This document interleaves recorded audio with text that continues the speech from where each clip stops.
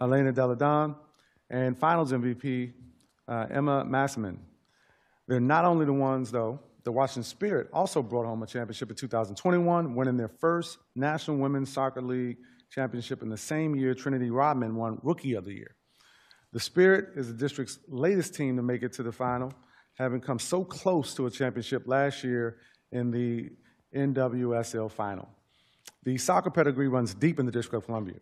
Our DC United, a founding member of Major League Soccer, are well accomplished in their own right. DC United carries DC's District of Champions legacy with 4 MLS Cups, 4 Supporter Shields, 3 U.S. Open Cups, and a CONCACAF Championship League. All of this is just scratching the surface of the district's championship resume, with our college athletics teams also carrying the mantle.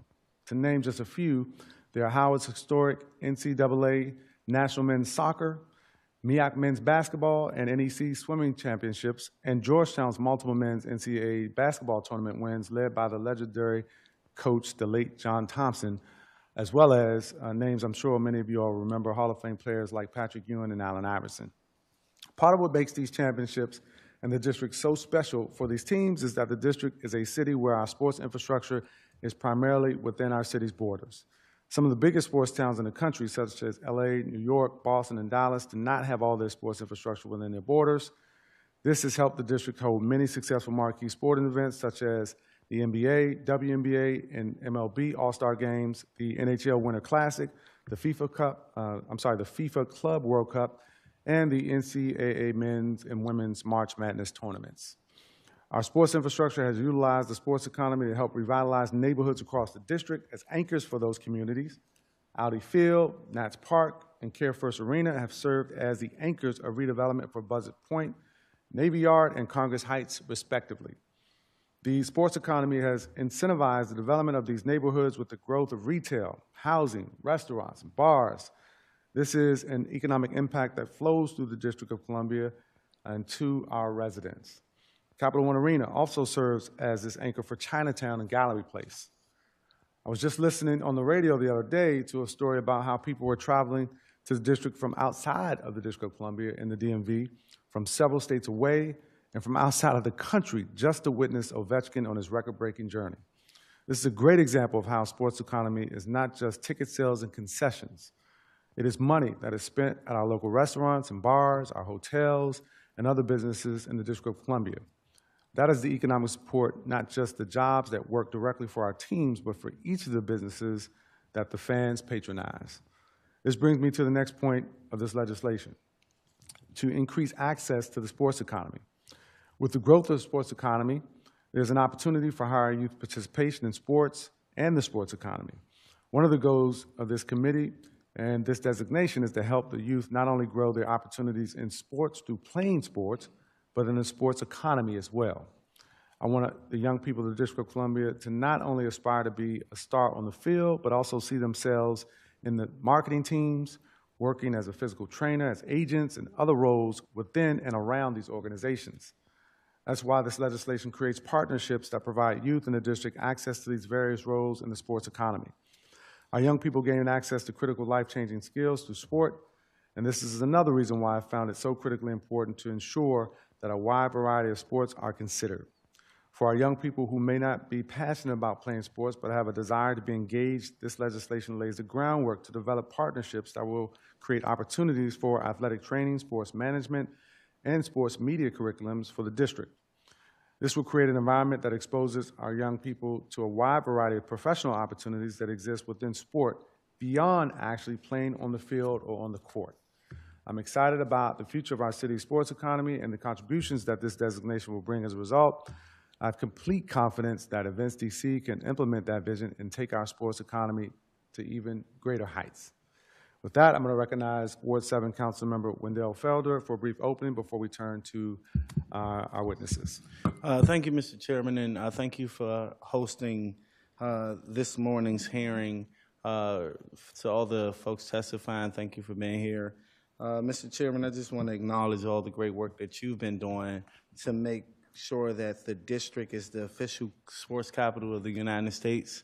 When we talk about the district being a world-class city, when we talk about our diversity, we talk about our museums, our universities, we cannot, from my belief, be a world-class city unless we we're recognized as a sports capital and making sure that we really invest in our sports economy. So I just want to thank you for your leadership, and I'm looking forward to today's testimonies. And thank you, Councilmember Felder. We're going to mix it up a bit today in the committee for the first panel. I'm going to call our government witness, Angie Gates, President and CEO of Events DC. And as CEO Gates knows, we always swear in witnesses who appear before us. And so if you don't mind just raising your right hand before we are seated and hear your testimony. Do you swear or affirm under penalty of law that the testimony you're about to give to the Council of the District of Columbia and the Committee on Business and Economic Development is the truth, the whole truth, and nothing but the truth? Thank you very much. Appreciate it. Good morning to you. Good morning. Good to morning. see I'm you. excited. I was listening to that intro. I mean, I'm ready. A lot of energy around. So, thank you. Look forward to hearing your testimony. Thank you so much. Good morning, Chairman McDuffie, members and staff of the committee, and distinguished guests. I am Angie Gates, President and CEO of Events DC, the official convention and sports authority for Washington, D.C.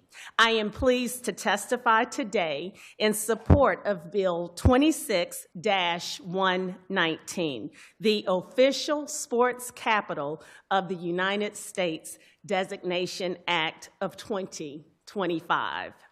The District of Columbia has long been a vibrant hub for sports, hosting an array of professional and college teams and premier sporting events. This legislation seeks to formally recognize our city's rich sports heritage and its significant contributions to the nation's athletic landscape. As a global sports destination, the district hosts national and international sporting events like the NBA All-Star Weekend, NHL Winter Classic, Mubadala City DC Open, Clipper Round the World Race, MLS All-Star Game, and the Nike Tournament of Champions, just to name a few. We host championship boxing at Care First Arena, featuring the best talent from the DMV and beyond. We are home to the battle of the real HU, football and basketball games between Howard and Hampton universities.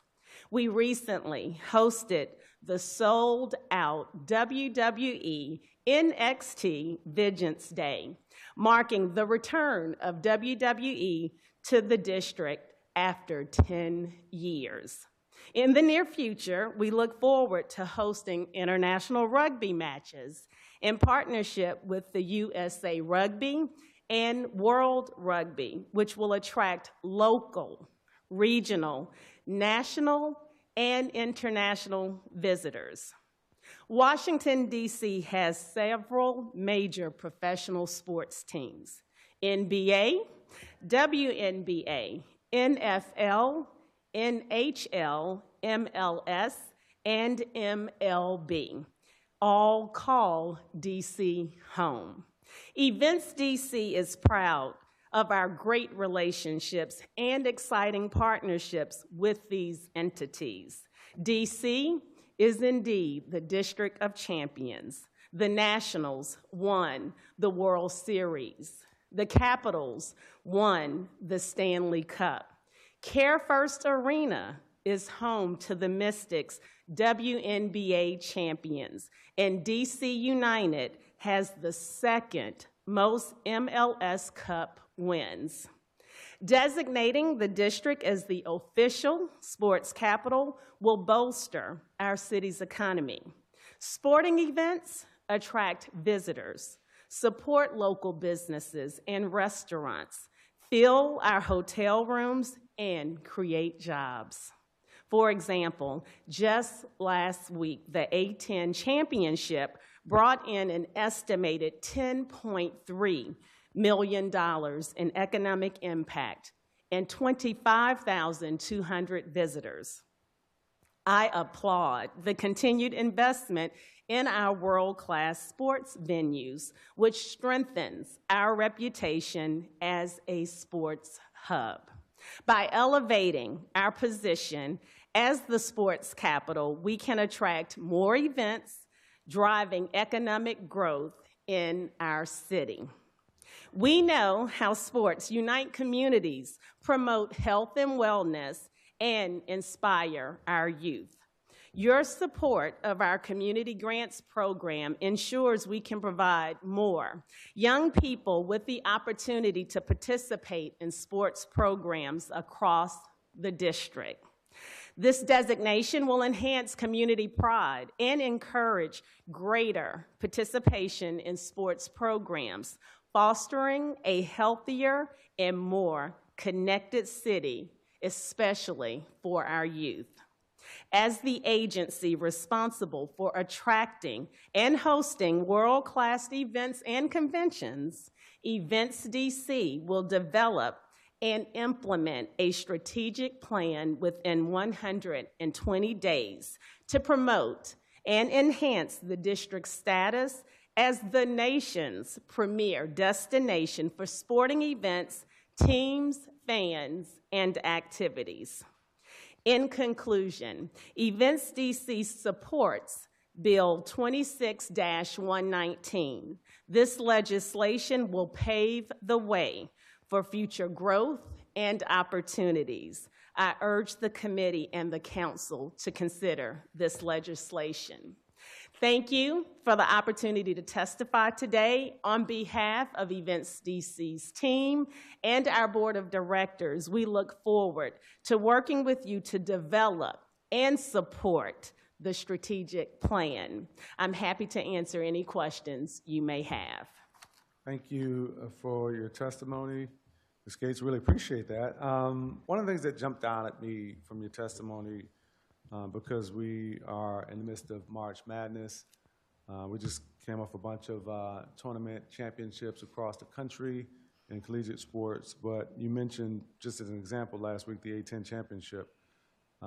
Your testimony says that there's estimated $10.3 million in economic impact and over 25,000 visitors. I want to give you an opportunity just to really expound on sports and what it means in terms of the economic impact in the District of Columbia for these types of events to be held here in our city. Sports economy is essential to the District of Columbia. Not only is it about the athletes and what's happening on the courts or in the fields, but it's about the families that's coming. This is truly a tourism and hospitality opportunity. A couple other figures I want to share with you. For example, we had Clipper Race. That estimated economic impact was $1.6 million. That was over 1,743 night stays at our hotels. We brought in 11,547 visitors. One other example I want to give is recently we had the U.S. women's national team versus Costa Rica. That economic impact estimate was $6,481,338. Once again, over 17,000 overnight stays. 6,212 overnight stays with 17,000 plus visitors. That is not only from a tax perspective, that's our hotel rooms, that's patronizing our restaurants, is key. About a week and a half or so ago, I met with the commissioner of Atlantic 10, and their headquarters is now here in Washington, D.C. But the Capital One Arena was filled for that tournament. And the beauty of that particular week, we also hosted the CAA tournament at Care First Arena for men's and women's basketball. So the talent in the landscape and the economic impact that was driven just by that week alone was unimaginable. And we can have more of that with this sports capital designation that you're putting forth. And I think it's important that this measure passes, because I think a lot of people think of the District of Columbia as just a sleepy government town.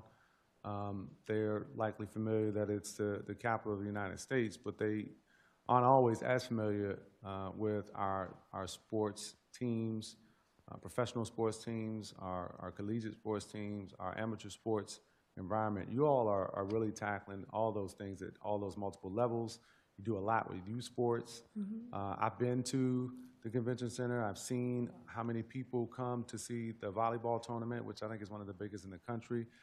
Just last year, I was there with the basketball tournament for girls. There was a boys one last year as well. And so there's a lot going on across the different levels, from professional to collegiate to amateur. And I wanted to give you a chance to talk a little bit about how you're all involved in that. And how we had over 36,000 visitors for the Capitol Volleyball Classic that we host at the Convention Center. I mean, to have all those courts filled, and it's just so beautiful to see how that's impacting downtown Washington, D.C. And to your point, we are doing extremely well across the board in all of our sports. We have a very diverse sports portfolio: soccer, volleyball, and we're also working very hard on the rugby side of it. On Monday, we announced that we will have the U.S. Rugby and World Rugby, and we're going to have a game out at Audi Field in July. That's going to bring all these international visitors as well, and that is key. Also, too, is the District of Columbia. When families come, they extend their stay beyond the sporting events. They visit our museums, which are free. This gives you an opportunity to not only have the parents, the kids, but the grandparents, the aunts and uncles, that will travel with the team, and the families as well, and then extend their stay. So it's crucially important that we make this type of investment. Another thing that I want to highlight, Chairman McDuffie, is we have some homegrown athletes right here in Washington, D.C. For example, Raja Caruth, who's only one of 5 African-American NASCAR drivers, calls Washington, D.C. home. That's important. Not only do we have to focus on NASCAR and elevating Raja, but we brought in Formula One as an opportunity. Now, we couldn't get the Formula One cars on the street, but we got the go-karts here. That's awesome. That is awesome. Just to make sure that we are tackling some of the more technical aspects of the bill would designate the District of Columbia as the official sports capital of the United States, and it would require Events DC to develop and implement a plan to promote, support, and enhance the district status as the nation's premier destination for sports events, teams, and activities. Is that something that you all are able to do at Events DC? We will deliver as requested. Our mission every day is to focus on elevating sports, highlighting our conventions and meetings. So we will deliver. I'm looking forward. We have information that we've already started gathering that we can add on to this opportunity for this strategic plan. But we will deliver. We will deliver within 120 days. And, Events DC team, we're going to deliver it earlier than 120 days. I appreciate that. Thank you, Ms. Gates. I'm going to turn now to Ward 7 Councilmember Felder for a round. Mr. Chairman, you asked majority of my questions, so I'll be very brief. From my experience when talking to visitors, there's starting to be a trend that is, when you talk about DC experience, you cannot mention that without talking about Events DC and the great work that you guys are doing.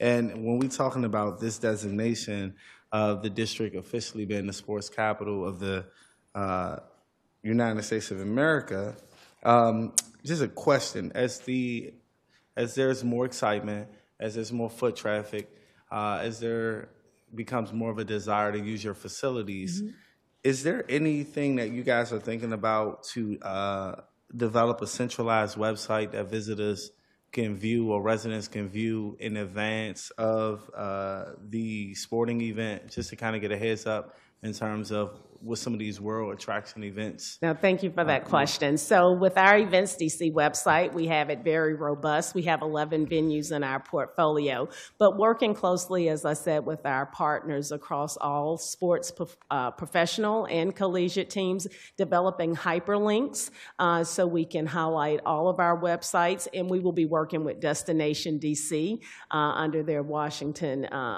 DC.org website as well to have that centrally focused. Another opportunity that we're taking advantage of is using our creative services department. So not only from a website perspective, but utilizing digital media by creating digital content and videos to highlight everything that we have happening and forthcoming here in Washington, D.C. as well. So we'll utilize our creative services team, and we got to take advantage when we have these conventions and meetings in town, developing palm cards to, highlight and put in the gift bags from our convention and visitors that are coming from that perspective as well. And it is a lot going on here in Washington, D.C. from a sports perspective. And I know Chairman McDuffie mentioned the need to develop a plan to figure out how you're going to deal with the influx. Within your strategic planning, if conversations have started to take place, do you anticipate a need to expand? Do you think you need more staff to support all these sports teams coming to the district? Thank you for that question. I am aware of the financial climate that we're currently facing here in the district. So at this time, we'll utilize our Events DC resources to complete the plan. Now, what I anticipate is the next steps of that plan and the implementation of that plan. We may need to have some support at that time because I think that it's going to be crucial that the results of that plan allow us to move forward in the necessary action steps to continue to elevate us, not only as a world-class destination, but as the sports capital. Thank you, Director Gates. Thank you. Mr. Chairman. Thank you, Councilmember Felder. We appreciate it, Director Gates. I don't actually have any more questions for you. Anything else you'd like to add to the record before we move to the next witness? Just one other thing I wanted to highlight how awesome, it is from a youth perspective. I want to thank you for the investment that you're doing for our youth and community, particularly in sports. Last year, we had the largest number of applicants and nonprofits applying for our community grants. We issued about 103 grants and roughly about 625,000. The board has been committed to up that to 750,000, but your $1 million investment is crucial and key. As you were giving your intro as well this morning, and you talk about the business of sports, I'm sitting here as a direct result of the sports management side of it. My master's degree is in sports management, and it's that education approach, the marketing branding that has me sitting here today. So as a testament for our youth for tomorrow, I can definitely stand here and say I've walked in those shoes. So I just want to commend you and thank you for that. I also want to do another special shout out. DC has always been like the home of boxing. Mm-hmm. We had an opportunity to work with Lamont Roach in the big Gervonta Tank fight that was in the Barclays. That sold-out event that took place there really elevated Washington, D.C. to the point go-go music was playing in the Barclays Center. But it also just elevated us from a marketing and branding. So I want to shout out those couple of things. And consistency is key, along with customer service. We are the sports capital, and the entire world globally will know that. Thank you for this legislation. Thank you for that. I feel like there's probably a rematch in order for that. Sounds like it needs to happen. Sounds like it needs to happen in the sports capital, right? In the sports capital of the United States. Let's figure out how to make that happen. Appreciate it. Sounds good to me. It's good to see you. Thank you. Thank you, everyone. We're going to call our first panel of public witnesses. Really excited to hear from Jason Levian, Mark Ingram, Kim Stone, and Chris Dunleavy.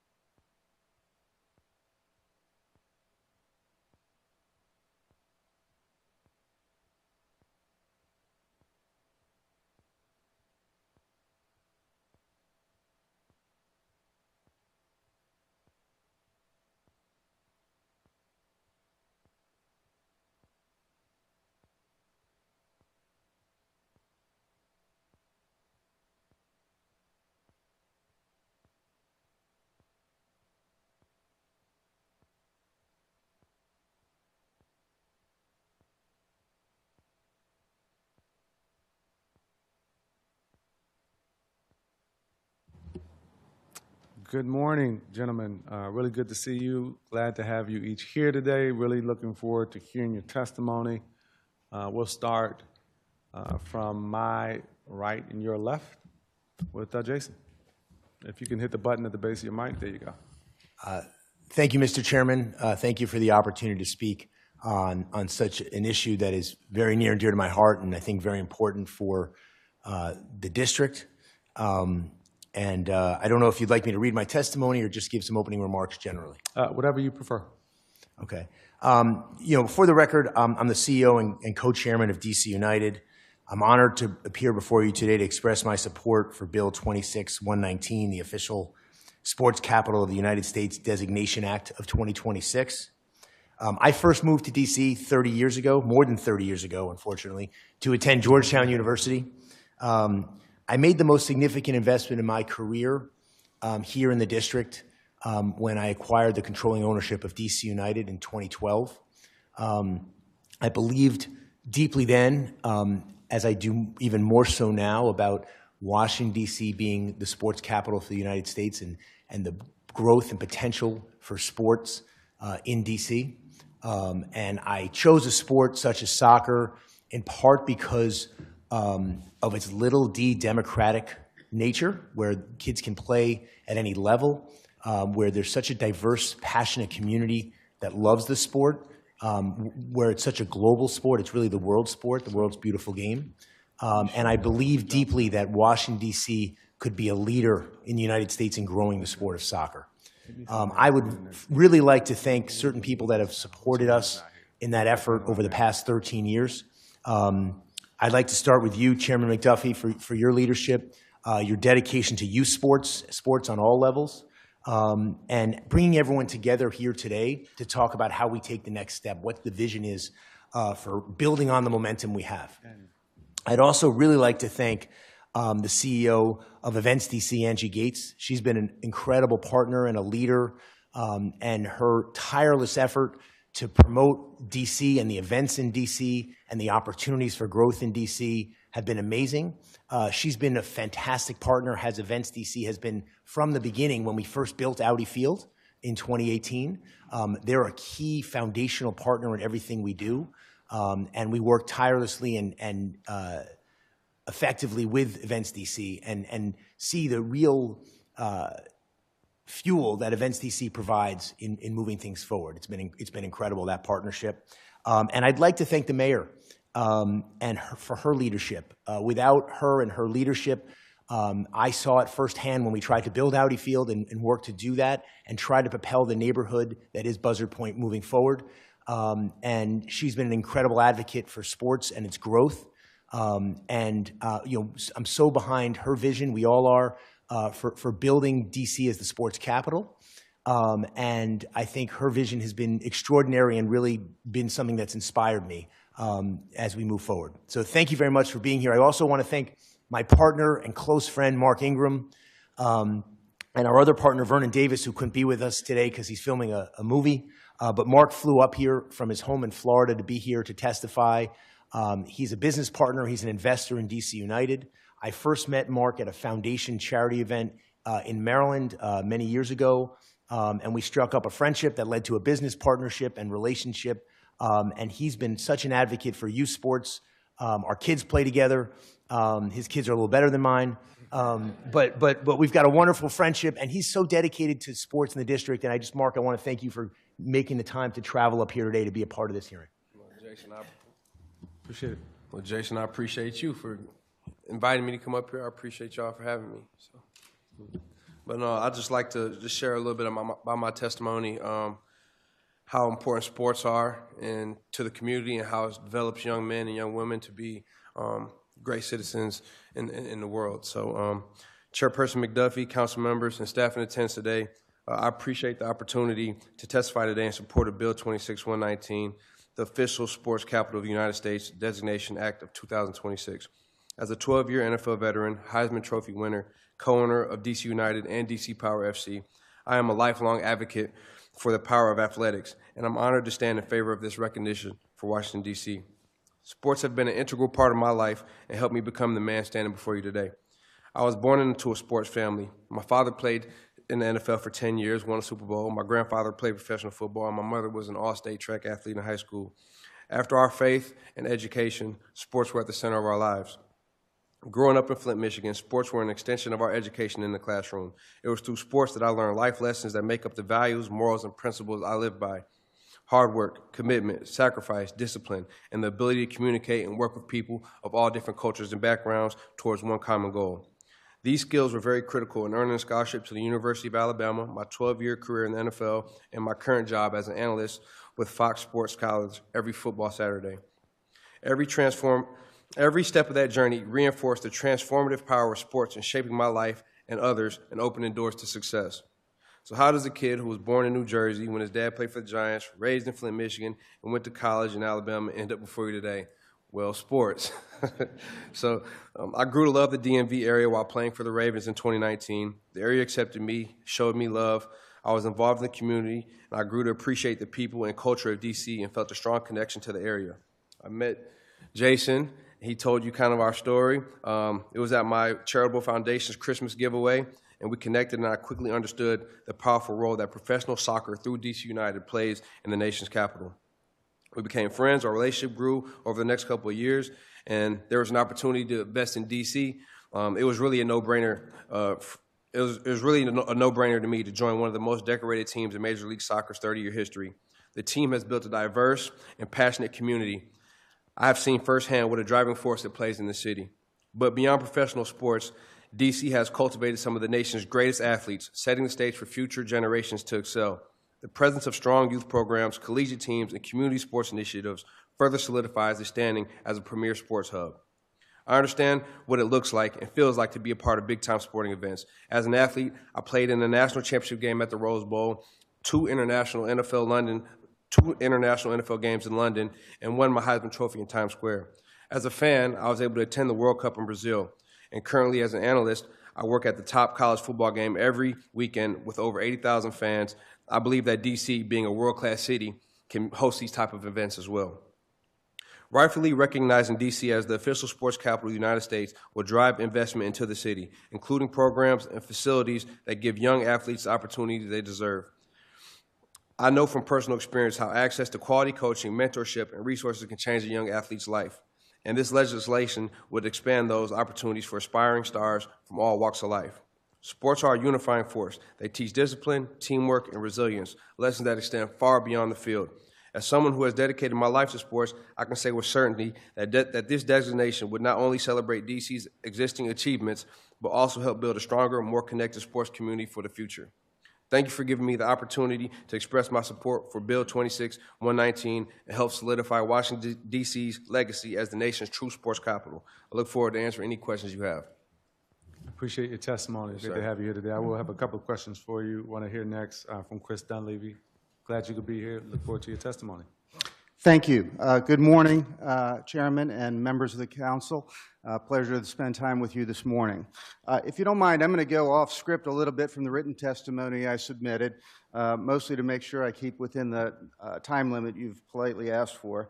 My name is Chris Dunleavy. I'm here on behalf of Old Glory DC, a professional rugby team for which I chair the ownership group, which includes partners such as Paul Sheehy of the Sheehy Auto Store Ownership Group, and I'm pleased to say we have some other partners, including Paxton Baker, who is here in the audience with us today. We strongly support this legislation and believe it is important to the future economic development of Washington, D.C. Ladies and gentlemen, the people of D.C. and indeed the people of America love rugby. They just don't all know it yet. Rugby is admittedly a modestly popular sport in the United States today, but it is huge business worldwide, and that represents a tremendous opportunity for Washington, D.C. and the international city for which it's known. We are growing aggressively in the United States. Our team, Old Glory, plays in the one professional league in the U.S., coast to coast, and we also grow not only the professional game, but at the youth and amateur levels, we cultivate growth in programs from the youth, school, and senior levels. Internationally, Rugby is the second most popular sport in the world, following only soccer, and indeed a good example of this is the Rugby World Cup, which is the third largest sports event by attendance anywhere in the world. It's held every 4 years, and the last one that was held was in France in 2023, drew more than 2.4 million attendees over a 2-month period to the tournament and created an economic impact of $750 million. Now, in part, because of the efforts of Events DC and Old Glory in partnership and the way we have cultivated awareness with World Rugby and USA Rugby about the Washington, D.C. area over the last couple of years, World Rugby has awarded the 2031 Rugby World Cup to the United States, but not yet chosen the cities where it will be played. We are hosting a series of international rugby games from last year through this coming summer, which Angie referenced, and we're proud to say we're building that reputation of D.C. as a hub. But we believe legislation like this can make clear the message that D.C. needs to be the place where that should be the hub of those games and that tremendous economic impact. Finally, I would add that the benefit of us creating and growing a professional team is in part building the visibility of the sport, but that in turn is what builds participation, growth at the youth level, to help teach and instill the tremendous values of our sport. I can share lots more statistics on our growth prospects and economic impact and what we hope to achieve, and how we have partnered very successfully with Events DC under the leadership of Andy Gates and this committee, but I will hold that for any question and answer period. Thank you. Appreciate it. Thank you for that testimony. We've got one more witness on this panel. It's Crispus Gordon with Monumental Sports. Look forward to hearing your testimony. Glad you can make it today. Thanks. Morning, Mr. Chairman. Chairman McDuffie, members of the Committee on Business and Economic Development, thank you for the opportunity to testify regarding Bill 26119, the official sports capital of the United States Designation Act of 2025. I am Crispus Gordon III, Vice President of Government Relations and Strategic Affairs for Monumental Sports and Entertainment and a Ward 7 resident. Monumental Sports is one of the most innovative sports and entertainment companies in the country, with one of the most diverse partnership groups in all of sports. MSC owns and operates 5 professional sports teams: the Washington Wizards, Washington Mystics, Washington Capitals, Capital City Go-Go, as well as the NBA 2K Leagues, District Gaming. Monumental Sports Entertainment also operates Capital One Arena in Washington, D.C., and Care First Arena, formerly known as the ESA, located on the St. Elizabeth's campus in Ward 8. Since opening in 1997, Capital One Arena has been a cornerstone of the District of Columbia's economy, generating nearly $1 billion in tax revenue. Capital One Arena attracts nearly 3 million fans annually. These visitors boost the district's economy by staying in our hotels, dining in our restaurants, and shopping in our stores. In 2011, Ted Leonsis took over operations, and since then, Monumental has invested over $200 million to maintain and improve the event day experience for our fans and to ensure the arena remains a driving force in downtown. In years since, we have brought 2 championships to the district: the Capitals in 2018 with the Stanley Cup and the Mystics in 2019 with the WNBA Finals Championship. These monumental moments, coupled with our friends at the Nationals who won the 2019 World Series and the Washington Spirit who won the NWSL Championship in 2021 and DC United's mini championships, has cemented the District of Columbia as a district of champions. One of the unique qualities about Monumental Sports is that we own our own regional sports network, Monumental Sports Network. Monumental Sports Network grew out of MSC's acquisition of NBC Sports Washington that closed in September of 2022. Nevertheless, our live sports remains our biggest viewership driver for the network. Last season, the Capitals edged out ESPN and surpassed the viewership for Fox Sports 1 and TNT in the same time slot. The Wizards outperformed Fox Sports 1, ESPN 2, and TNT. However, the largest growth has been powered by the Mystics, which saw a 136% higher viewership in 2024. Moreover, our network covers the Washington Spirit, local HBCUs such as Howard University and Bowie State, as well as local high school sports. At MSC, we continue to invest and innovate consistently to raise the game to deliver extraordinary experiences that will inspire and unite our community, our fans, and our people, both on the court and off the court. One of those initiatives is our District Dribble, which is part of the company's larger District of Play effort. At this very moment, Ted Leonsis, along with Mayor Bowser, Chancellor Farabee, and Councilmember Zachary Parker, are delivering the first 300 NBA regulation-sized basketballs to students at Brown Education Campus in Ward 5. Our initiative will provide DCPS elementary school students with the NBA basketball over the next 3 weeks. In conclusion, on behalf of Ted Leonsis, our employees, athletes, and partners, we appreciate and thank you, Chairman McDuffie, for your leadership and service to the District of Columbia. We are honored to stand as partners with Mayor Bowser and her team and the Council of the District of Columbia. Together, we can forge a legacy that strengthens our community and cements the District of Columbia as a global leader in sports entertainment. I also want to acknowledge Angie Gates, my friend and fellow native New Orleanian, for all the partnership and great friendship we have as we work with Events DC. Thank you, Mr. Chairman, and I look forward to answering any questions you may have or the committee may have. Thank you for your testimony. I want to thank each of the witnesses for your testimony this morning. I really appreciate it. And I want to start my round of questions with really, I think, something that Jason hit on and during your testimony where you talked about growth potential in sports. And I want to tie it into economic impact. I remember what Buzzard Point was like before Audi Field was constructed.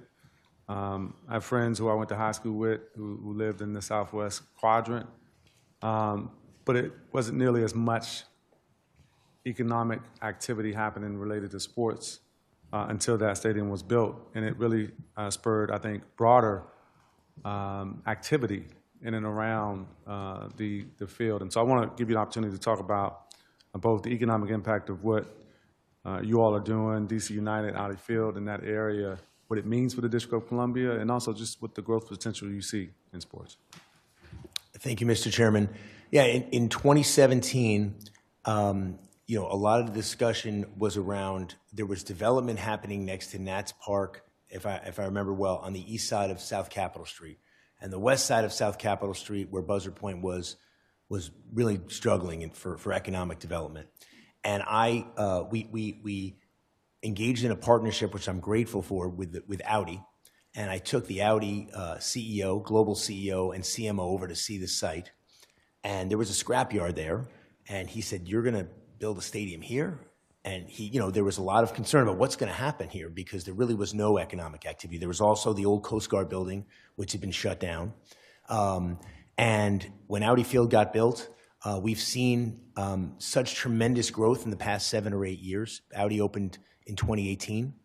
In that time period, the number of apartments that have come online, the retail, the restaurants that are already starting to develop, you see that growth.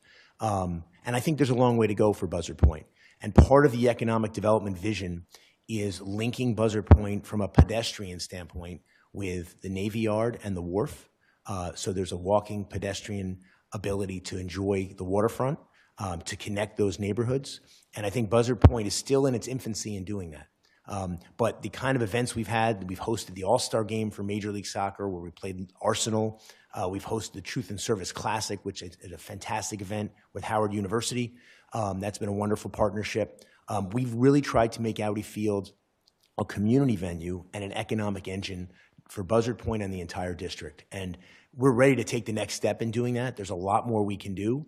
We've got ambitious plans for doing that. But it all revolves around the economic engine and also the community building that comes from that. Watching different generations of families enjoy the events together and building lifelong memories, those are things that are invaluable as part of this process. So we're very cognizant of that and really appreciate your support and your leadership in looking at those opportunities with us. Thank you for that. Mark, I really appreciated your testimony, and I really enjoyed watching you play. I'm old enough to remember watching your dad play. But I think, as I listen to your testimony, think about the District of Columbia being the sports capital of the United States, I think it's also important for young folks to understand the opportunity that exists in the business of sports as an industry beyond playing, right? You are fortunate to be as good as you are, have that pedigree, play in college at an institution like Alabama, play professionally. Every kid doesn't get that chance, right? What perhaps do you tell a kid about the opportunities that exist in the sports economy if they aren't as good as you were, and probably still are if you had to get out there? I appreciate that, but the opportunities are endless if you want to be involved in sports. It doesn't if you're not fortunate enough to make it on the field, to that next level, there's so many jobs surrounding sports. That there's marketing, there's administration in the front office, there's trainers, there's so many avenues to still be involved in sports. So if your passion is sports, if your passion is to be around the game of sports because it impacted you so well, you can still do that in an effective manner. You just have to find what you're passionate about in that area. Go to school, study business, study athletic training, study whatever your heart desires, because there is plenty of jobs and opportunities in the sporting world. So just kind of find your passion. I would tell them, find your passion, find what drives you, find what you want to be a part of. And just because you're not an athlete on the field doesn't mean you can't be effective and making a difference in the sporting community. Appreciate that. I know, Chris, hearing the testimony talking about rugby being the second most popular sport internationally after soccer might be news to some folks. I've had a conversation with you and others in the past. I've talked to Angie Gates about some of the things that they're doing, but we don't see as much rugby in the District of Columbia as perhaps we will in the near future. A dear friend of mine who I went to elementary and high school with for a couple of years played rugby in high school and still connected to rugby. I believe you know Marcus Woods. But talk to us about the impact that rugby could have and the potential for rugby to really touch more lives of youth across the District of Columbia and be a greater part of our local sports economy. Right. So rugby is a sport that is growing in popularity, in part because it is a combination of very intense athleticism and activity with a set of values like mutual respect and inclusion that really translate into a very gentlemanly or gentlewomanly interpretation of a very chaotic game. So that culture of rugby and the personality around it translates to it being a very suitable sport for youth development and a very exciting sport to watch at the professional level. We have been honored to start hosting the highest level rugby here in Washington, D.C. over the last couple of years. In partnership with Events D.C. and the Washington Commanders, we hosted in 2021 a game between the USA and the legendary New Zealand All Blacks that drew 45,000 people from across the country and indeed even around the world to watch that one game. And we think it was on the heels of that game that World Rugby decided to award the 2031 World Cup to the United States because it was such a positive experience hosting the game here in Washington, D.C. This past summer, we hosted another international between USA and Scotland at Audi Field, which I think a number of people in the room here were able to enjoy along with us. It was a tremendously successful game, almost a sellout at Audi Field. And as Angie Gates mentioned in her testimony, it has just been announced Tuesday here in D.C. That USA Rugby will be hosting more games on U.S. soil this summer than ever in its history. And the crowning moment of that series is going to be a doubleheader here in D.C. at Audi Field, where DC United owns and operates their organization, between a doubleheader of men's and women's. So the men, USA men, are going to play England, so one of the top tier countries in the world. And the women are going to, USA women will play Fiji in a doubleheader in the same day. So we are growing the visibility of the sport through those kinds of events, making sure they are accessible to people from throughout the district, as well as attracting fans from all over the world. And I think, Chairman McDuffie, that awareness translates to interest and getting value out of it. I think all of those opportunities in the business of sport, as well as in the entertainment and athletic aspects of sport, are available through rugby in a very healthy, safe culture. And we are looking forward to continuing to promote that within the district as much as we possibly can. And we'll have some testimony later on in the day from, I think, Kenny Owens with District of Columbia State Athletic Association.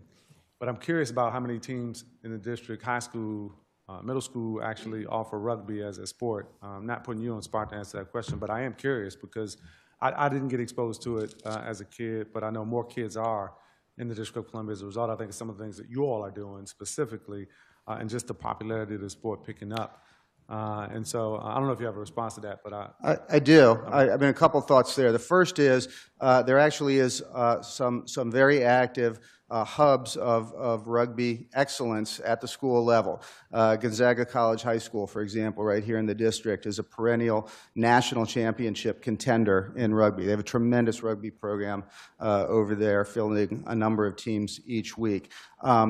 We are working to create more prevalence of rugby in the public schools in D.C. And in fact, there is an organized grassroots group, Washington Youth Rugby, which we support through coaching and financing, that is doing much of that outreach and working to grow right now. okay. Well, I'd love to learn more about what you're doing. I already know some of what Washington Youth Rugby is doing, but to help expand on that, just so more people know about what's happening. So I really appreciate that. I want to turn to Crispus just to get a quick question in before I turn to Councilmember Felder. 136% viewership in 2024 is what, Yes, sir. what I heard? That's correct. Yes. With is it Mystics? That's correct. I think I was in a lot of those games in person because of just the great play that you see on the court in the WNBA, but really wanted to give you an opportunity to talk about what you all are doing today. I know we pulled you away from a huge event that Monumental is doing over at one of my favorite schools, Brown Education Campus in Ward 5, not too far from Ward 7, right across Benning Road. But talk about what you all are doing today. Sure, sir. And I thank you for the opportunity, Mr. Chairman. So part of our District of Play initiative, we have something as a subset of it called District Dribble, where we're going to give out 29,000 NBA regulation basketballs to every DCPS elementary school students. I remember the last time I was here, you asked me about that. And so I have that answer, NBA size regulation. And we're delivering to at least 5 schools today. So we have an actual event at Brown Education Campus where the mayor is going to speak, chancellor, as well as the council member from that warrior successor, Zachary Parker. And we're going to have G Wiz there, our mascot, also a press conference. And they're actually going to deliver the basketballs, like hand deliver them to the kids. Just yesterday at the arena, the basketballs, when they were delivered to us, they were not inflated.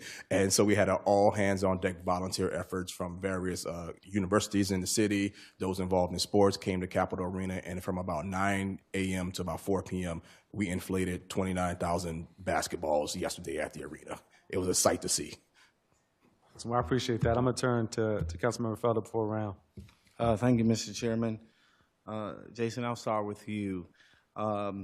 If I'm a professional sports team and I'm considering coming to the district, in your opinion, can you speak to the benefits of being housed in the district and the role that sports teams play in our local economy?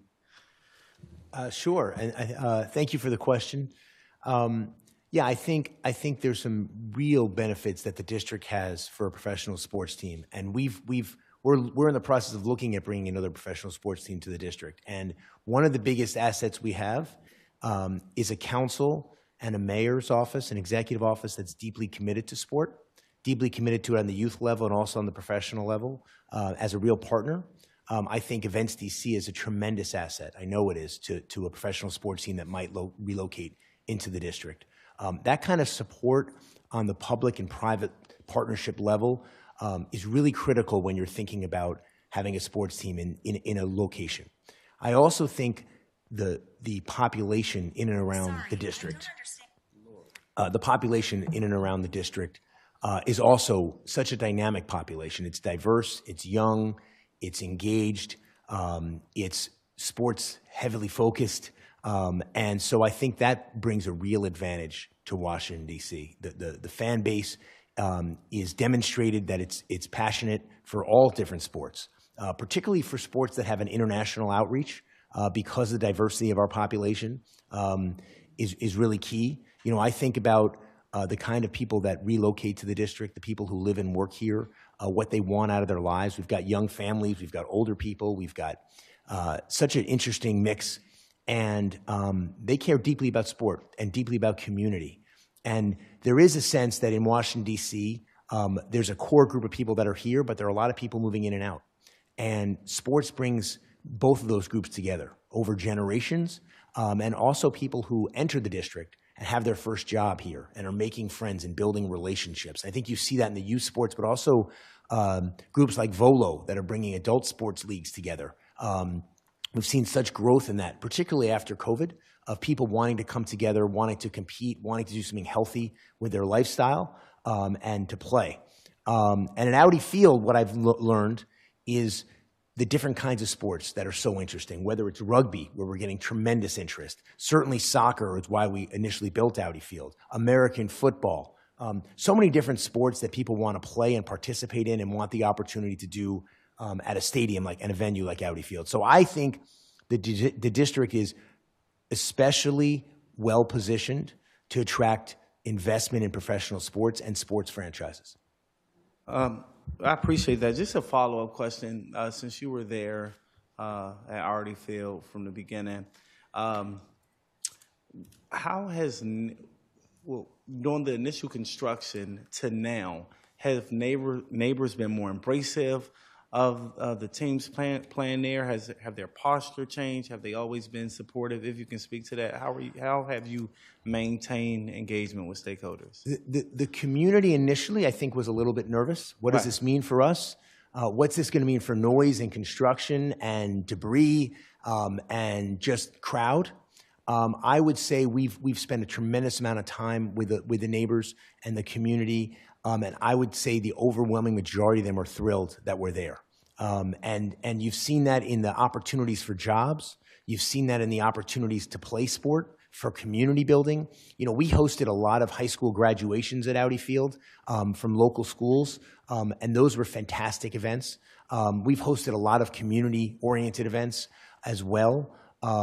And you see that in sort of what's happening in the community, because it's changing in terms of more residents moving in, more residents wanting to live near Audi Field because of the events that are going on there in the programming. Restaurants are popping up that weren't there before. And, you know, it looks as though Buzzard Point is headed towards being the most densely populated area in Washington, D.C. In the next several years. And that's a testament to Audi Field coming there and engaging the community. So I think the community, certainly we find folks that have challenges or questions, and we spend a lot of time in the community trying to uplift the community and make people happy who are there and engage them in using Audi Field as a community venue. I appreciate you, Jason. Mr. Ingram, first of all, I appreciate you being in here before us. As a former athlete myself in college, I respect the dedication and commitment that you put into your craft. Maybe we can race in the 60.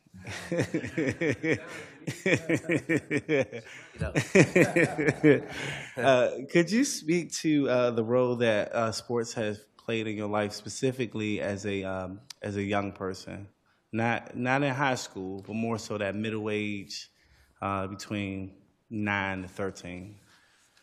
I think it was integral into developing me into, you know, learning how to overcome adversity, learning how to put in hard work, learning that it's not always, you could put in the work. It doesn't always mean you're going to be successful, but if you don't put in the work, you definitely won't be successful. So that hard work, that mindset, that commitment, learning how to communicate and talk to other people of different races, of different backgrounds, of different beliefs, learn how to come together, put all those differences aside to focus on one common goal.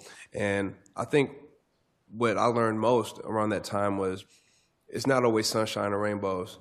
Success isn't a straight line. You can't get on the elevator and go to floor 20. You got to take the stairs. You got to put the work in. You got to be hard work, dedication, commitment, sacrifice. There's no secret recipe into, you know, being successful. It's just daily commitment of your goals. What are you doing to be better today? What are you doing to achieve your goals today? And I think that foundation from coaching, from parents, from other teammates, I feel like that helped develop my mind and kind of mold my mind into being who I am today. I appreciate that. And just a follow-up question. We can have some college students that's going to testify later. If there's any athlete that's at a point in their profession or inspiring to be in the NBA, NFL, et cetera, and they're about to quit, what message would you give them? Don't quit, because the breakthrough could be tomorrow. The breakthrough is right around the corner. When you're feeling resistance, when you're feeling pressure, and there's going to be valleys. There's not always going to be sunshine and rainbows. There's going to be valleys, and you got to find a way to overcome that adversity. If you overcome that adversity and you push through and you get through it on the other side, not only will you be possibly in the NBA or NFL, but you'll be a better person for it. You'll be a better man. You'll be a better woman from it. So when you do go to corporate America, when you do go to another job, and there's trials and there's tribulations and there's adversity, you'll know that, hey, it might be tough now, but if I continue to push, if I continue to grind, if I get through it, if I come out on the other side, I'll be better for it. So I'll tell them never to quit, always push through the tough times. One final question. You mentioned that you're a sports anchor. How has the values and principles you learned on the field translated out of the field? I was fortunate to have the opportunity to either continue to play year 13, or I had an offer to go be a college football analyst at Fox Sports, and I chose to go be a college football analyst, and I feel like the hard work, the commitment, the dedication, the desire to be the best, I feel like those transitioned immediately. The preparation that you need to have to, prepare for an NFL game, for a college football game, that's the same routine that I took to preparing to be the best analyst I could be. And obviously just treating people the right way, respecting people, and knowing how to be a team player. I think that translated right over to my new profession as well, and that's something I take pride in. That's something that the feedback that I'm getting from some of my coworkers, that I'm a great team player, that I work my hardest, that I want to be the best, and I'm always willing to learn. I don't know it all the time. I'm always willing to learn and take advice, and those are all the things that I took to my next profession. I appreciate that. Thank Yes, sir. you. Thank you. Appreciate the time. Yes, sir. And Crispus, you mentioned there's been a 130% viewership with Mystics games, and correct me on those numbers. 136% increase. Okay. Yes. From working for Monumental Sports, you have the Capital One Arena compared to the arena on St. Elizabeth campus. From your perspective, have you seen an increase in young folks attending the games, specifically at the arena at the St. Elizabeth campus? No, absolutely. I think Care First Arena, I think the capacity is 3,800, and we're selling out every single game. We have an agreement with the mayor's office where we can move, I think, about 4 games to Capital One Arena, which is what we did last Mystics season. And just to give you a stat with that, in July when the Mystics played the Indiana Fever, that was a sold-out game at Capital One Arena. We were at capacity.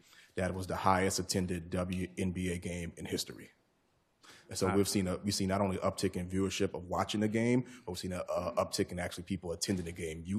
Women's sports has exploded, and we're on the cutting edge of that. Well, thank you all, Mr. Chairman. Thank you, Councilmember Felder. I really appreciate this panel's time, their testimony, and support of this legislation. Thank you. Excited about this next panel. Get to hear from my friend and D.C. native Kenny Blakeney, who's the men's head basketball coach at my alma mater, Howard University, as well as Blake Harper, student athlete, Howard University. If you don't know, get to know the name Blake Harper. Aaron Foreman, founder, co-owner, DC Breeze, and Chris Bryant, partner, Scholar Athletes Sports Network.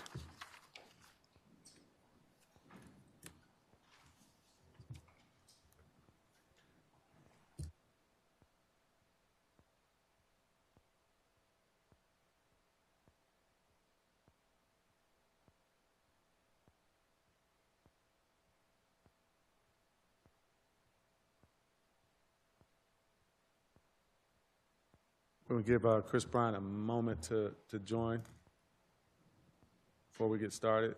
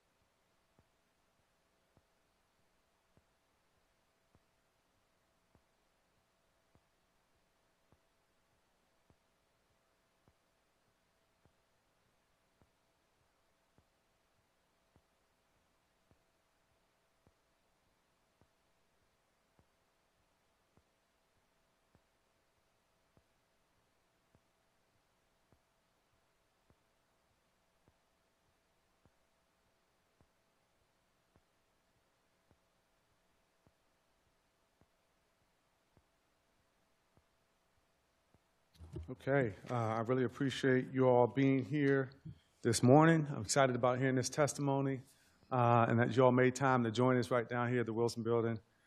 So we're going to turn first to close speaking. Thank you so much.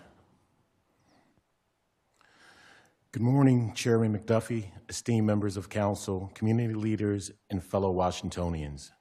My name is Kenny Blakeney, and I'm honored to stand before you, not just the head coach of Howard University men's basketball, but as a proud native son of Washington, D.C.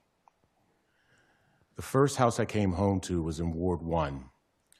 Raised in my family's home in Ward 4, and now live on Capitol Hill in Ward 6. Sports is a defining force in my life, shaping my character, discipline, and dreams. From playing at No. 8 Boys and Girls Club to battling on the courts of DC Parks and Rec, where sports built my foundation, now leading Howard basketball to 2 of the last 3 NCAA tournaments. I see firsthand the power of sports to inspire, uplift, and unite communities. My family's love of DC sports runs deep. A relative had season tickets to the Washington football team at RFK Stadium, and I witnessed the city come alive with each Super Bowl victory. I was there when Major League Baseball returned, holding on to the commemorative coin from the Nationals' first ever game at RFK. These moments weren't just about wins and losses. They were about civic pride, identity, and the unbreakable spirit of our city. The passion is why I stand here today, to make a case for why DC should be recognized as the sports capital of the world. We have world-class venues and infrastructure. DC sports infrastructure rivals any city in the world. Our iconic venues are more than just stadiums. They are landmarks of history and culture. Capital One Arena, home of the Wizards and Capitals, and a stage for NCAA tournaments, boxing, and world-class events. Audi Field, a hub of sports excellence, housing DC United and my favorite team, as I'm a season ticket holder for the Washington Spirits. Nationals Park, a cathedral of baseball where the Nats made history with their World Season Championship. Entertainment and Sports Arena, home of the WNBA champions, Mystics, and the breeding ground for local talent through the Go-Go. One of my favorites, Burr Gymnasium on the campus of Howard University, a historic venue showcasing top college basketball talent like DC's own Blake Harper, who was named the National HBCU College Player of the Year. These venues are more than just playing fields. They are proving grounds for champions and gathering places for fan base that defines the soul of our city. Championship pedigree, and legendary athletes. DC is a city of winners. Our teams have delivered championships and inspired generations. Beyond our teams, we've produced icons who have changed their sports, like Coach John Thompson, Elgin Baylor, Vernon Davis, and countless others. The DC area has long been a powerhouse for elite talent, and that pipeline continues. A passionate fan base and thriving sports culture. DC isn't just a great sports city, it's a true sports town, fueled by one of the most knowledgeable and passionate fan bases in the world. You feel it when you're at Capital One Arena and it shakes during Wizards and Caps playoff games. You see it in the Sea of Reds at Nat Stadium. You hear it loud chants at Audi Field when the Spirit supporters bring unmatched energy. But DC sports culture just isn't about professional teams. It's about community. Our high school basketball scene is second to none, with legendary programs like Gonzaga, Archbishop Curl, and Sidwell Friends shaping past and future pros. The Goodman League has become a proving ground for elite talent, and the Turkey Bowl on Thanksgiving bringing generations together. Sports just aren't a pastime in DC. They're woven into our city's DNA. Why DC deserves the title sports capital of the world. DC is more than politics. It's more than monuments and museums. It's a city of fighters, competitors, and champions. A city where young athletes like me, growing up dreaming big, and made those dreams a reality. Recognizing Washington, D.C. as the sports capital of the world isn't just about a title. It's about acknowledging a legacy, a passion, and a future. It's about investing in the next generation of athletes, teams, and communities. Thank you for your time and consideration. I'm honored to represent this great city and to be a part of its incredible sports legacy. There are so many people like me in the D.C. that feel this way. I am sports, and D.C. made me. Make D.C. the sports capital of the world. Thank you. And thank you for that testimony. Really appreciate it. MEAC Rookie of the Year and Player of the Year. And also, I just heard Coach say National HBCU College Player of the Year, Blake Harper. Appreciate you being here. Look forward to hearing your testimony. Thank you. Thank you. First off, I want to thank the D.C. City Council and the Committee on Business and Economic Development for having me today at this hearing. I want to give a special thank you to the committee chair and councilman at large, Kenyan McDuffie, a fellow Howard Bison, for his continual support of our program and myself. My name is Blake Harper, and I'm a lifelong resident of Ward 4 in D.C. and a freshman basketball player at Howard University. It is a true honor to be testifying before you in the Wilson Building, a place that holds a special meaning for my family and I. My late mother, Linda Harley Harper, who was formerly the first gun violence prevention director for the district under Mayor Bowser before her passing, she came into this building every day trying to make D.C. a safer city for all of its residents. Being able to testify and honor her memory in a place where she affected so much change and an overwhelming feeling of gratitude, I can feel her presence alongside me today. The purpose of this hearing is to discuss the declaration by Councilman McDuffie naming D.C. the sports capital of the world.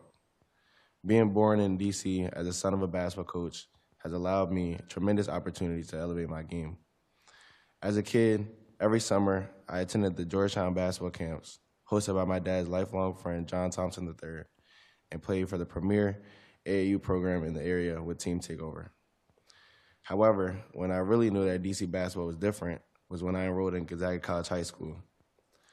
The level of competition playing in the Washington Catholic Athletic Conference shaped me to the player that I've become today, from classic rivalries like St. John's to historic matchups with DeMatha Catholic.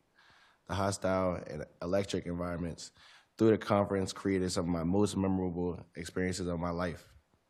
The joy I got from playing basketball in my hometown led me to make the best decision of my life in October of 2023 when I committed to Howard University. Upon arriving at Howard, I was 6'5" and 232 pounds and could not pass our Vontae Talladega conditioning test. I was on the sidelines for the first 2 months of summer before passing the test and being able to accompany the team on a foreign tour to Brazil, which launched a historic freshman campaign. This past season at Howard was something I could never imagine in my wildest dreams. I became one of 2 freshmen in the country to average at least 19 points, 6 rebounds, and 3 assists. I became the first freshman in the 54-year history of the MEAC Conference to win both Rookie of the Year and Player of the Year in the same year. I was recently on the cover of Sports Illustrated and featured in the Washington Post, and I accomplished all of this with the Dream Factory on the campus of the nation's preeminent HBCU, where everything is possible for our student body. This season has been amazing on so many levels, but the best part is sharing the success with the people that raised me in my city. My games are 15 minutes from my childhood home. The player in person I have become would not have been possible without all those that have shaped me along this journey in the sports capital of the world. There's nothing truly like putting on for my community and my community. Thank you for your time and consideration. Thank you so much for your testimony. It really means a lot to have that. I've got a couple of questions for y'all. We're going to hear first from Aaron Foreman, and then you'll followed by Chris Bryant. Mr. Foreman, thanks for being here. Good morning, Chairman. Good morning, Council. Thank you all for allowing me to attend here today. I'm here in support of the Bill 26119. My name is Aaron Foreman. I'm the founder and co-owner of the DC Breeze. We are a professional ultimate Frisbee team here based out of DC. We founded the team, I founded the team in 2013. I'm a football guy, as you could probably tell by my size. I'm a football guy. Most of my friends asked me at the time, they said, you know, what do you know about ultimate Frisbee? But I'm also a retired U.S. Army veteran as well, having deployed to Iraq and Afghanistan as well, where I actually got introduced to the sport What drew me to it was the passion. What drew it to me was the international level of competition that existed in the sport. And most people have seen Ultimate Frisbee play, but they hadn't seen it play with the professionalism and the passion that I saw when I founded the team in 2013. With that said, we've been working very closely with the city of DC, with DPR, with the Office of Cable Television. Also in 2021, we held our actual championship game, championship weekend at Audi Field, in which we worked with Events DC. We currently house all of our home games at Catholic University, and we intend on staying in DC. My business partner and co-owner, Ty Simpson, we're both native Washingtonians. I graduated from Ballou Senior High School. He also graduated from DC Public Schools as well. And so DC is ingrained in what we do, and we intend on staying in the city. What we've done and what we've looked to do is continue to implement the sport into the public school system.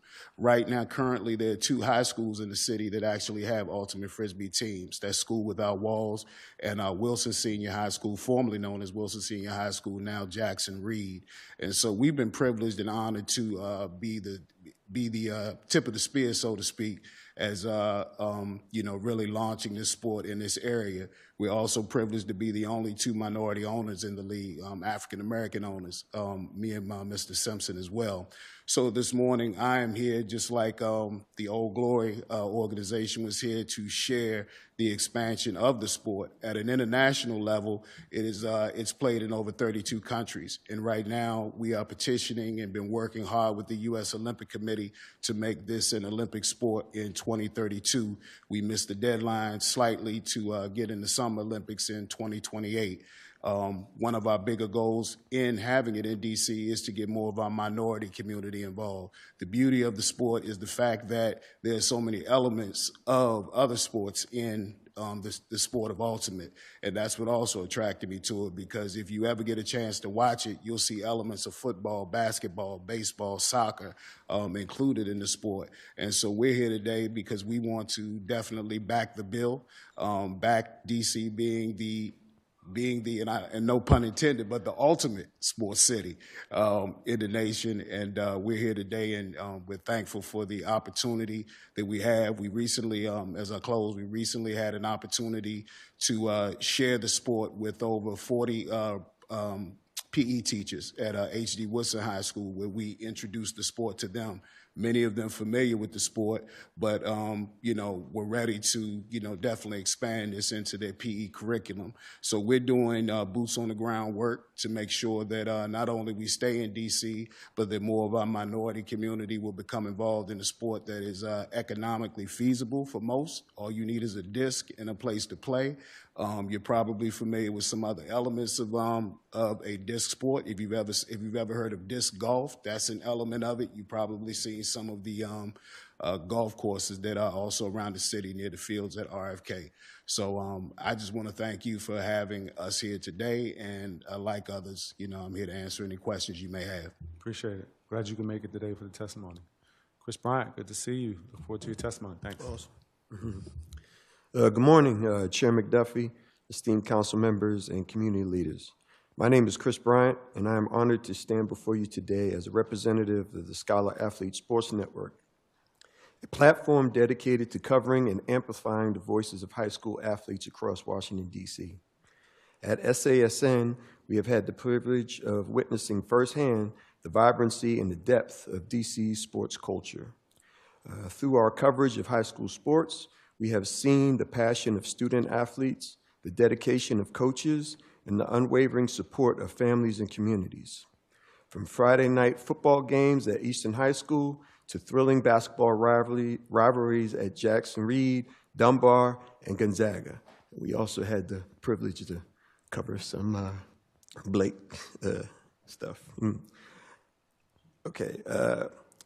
Some of the city's most intense rivalries, such as Roosevelt and Coolidge, if you're from Uptown, Anacostia versus Ballou, if you're from South Side, showcase the rich sports traditions embedded in our communities. DC also hosts marquee championship events, including city football championship like the Turkey Bowl and basketball championships held at Georgetown University, as well as George Washington University. And these bring together thousands of fans and showcase top-tier talent in DC. This is why we wholeheartedly support the official sports capital of the United States Designation Act of 2025. This important legislation will solidify Washington, D.C.'s status as a premier destination for sports events, teams, and activities, not just for professional and college levels, but for student athletes who represent the next generation of talent. By recognizing D.C.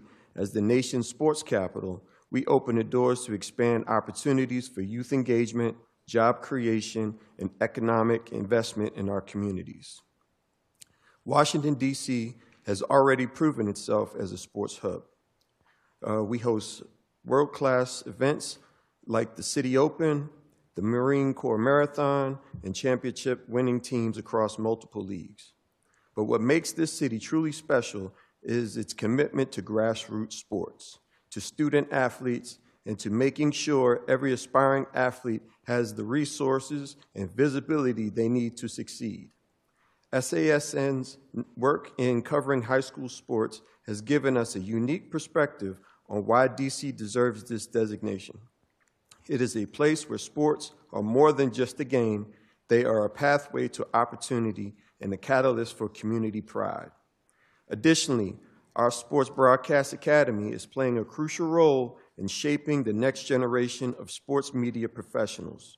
We are training young students in the art of sports broadcasting, production, and storytelling, equipping them with the skills to document and elevate the rich sports culture of Washington, D.C. By fostering the future of sports journalism and media production, we ensure that the legacy of D.C. sports is not only played, but also told, shared, and celebrated for generations to come.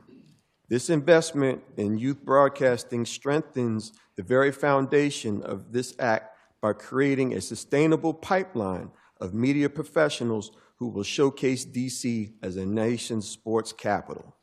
To further highlight the reach of impact of SASN, our social media presence has grown to over 100,000 followers and amassed more than 2 million views from viewers across the DMV area. This level of engagement demonstrates the deep passion and the demand for local sports coverage, solidifying D.C. as a true sports city that captivates fans, players, and communities alike. On behalf of the Scholar Athlete Sports Network and the many athletes, coaches, and families we represent, we urge you to pass this legislation and let us make it official. Washington, D.C. is and always has been the true sports capital of the United States. Thank you. Thank you each for your testimony today. Just a couple of questions, and I'll start with Coach Blakeney. You've played at an elite level, the sport of basketball. You're now coaching at Howard University. Where did it all start for you? And at what point did you understand the potential to have a career like you're having in basketball? Chairman McDuffie, thank you for the question. It all started for me at No. 8 Boys Club and Rudolph Elementary Rec Center. Without those outlets, during the time that I grew up, there are different avenues and different lanes that I could have gone down. But DC Parks and Rec and the Boys Club gave me an outlet that I can go and express myself, grow, and learn from some of the best coaches I've ever had, hands down. Playing for the coaches that I did taught me a foundation for sports. They gave me fundamentals. They taught me how to be a leader. They taught me how to be on a team. They taught me how to work with groups of people, how to communicate. And none of this would have happened without those coaches at Rudolph Rec, Remote Junior High Rec, and No. 8 Boys and Girls Club. Appreciate that. Appreciate that. What's the Dream Factory? So the Dream Factory is the moniker for our basketball program, but also for, I think, Howard University. When I think about Howard University, there's not one thing that hasn't been uncovered that our alums and students haven't achieved at that university. We have people that have been the first Black Supreme Court Justice, the first U.S. ambassador, the first black woman vice president. I can go down the list of firsts that Howard alums have touched. And when you look at the overall scope of what our alums have done in this world, we have some of the most important alums in the history of this country. What would Howard be? What would our world be without Howard? And I think that's really important. So when you think about all the people that have come to Howard who have been dreamers, why not have that same ambition and goal for our basketball program? I appreciate that. Blake Harper, an amazing freshman year. I've watched you play from the outside for a little while now, having played at Gonzaga. But this year was like really a breakout year for you. It really means a lot to have you testify. You reference your mom in your testimony. Linda Harley Harper was an amazing public servant who I got to know really well and worked with in multiple capacities that she worked for the District of Columbia government.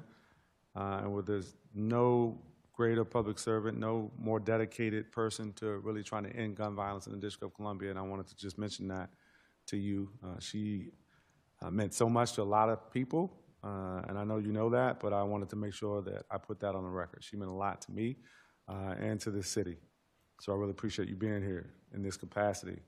What has the sport of basketball meant for you, and at what point did you understand what your full potential could be? I mean, this is a breakout year. I don't know if a lot of folks expected you to have this year. I don't know if you expected to have this year. Maybe Coach knew, something that a lot of folks didn't know. But just talk about what the experience has been for you.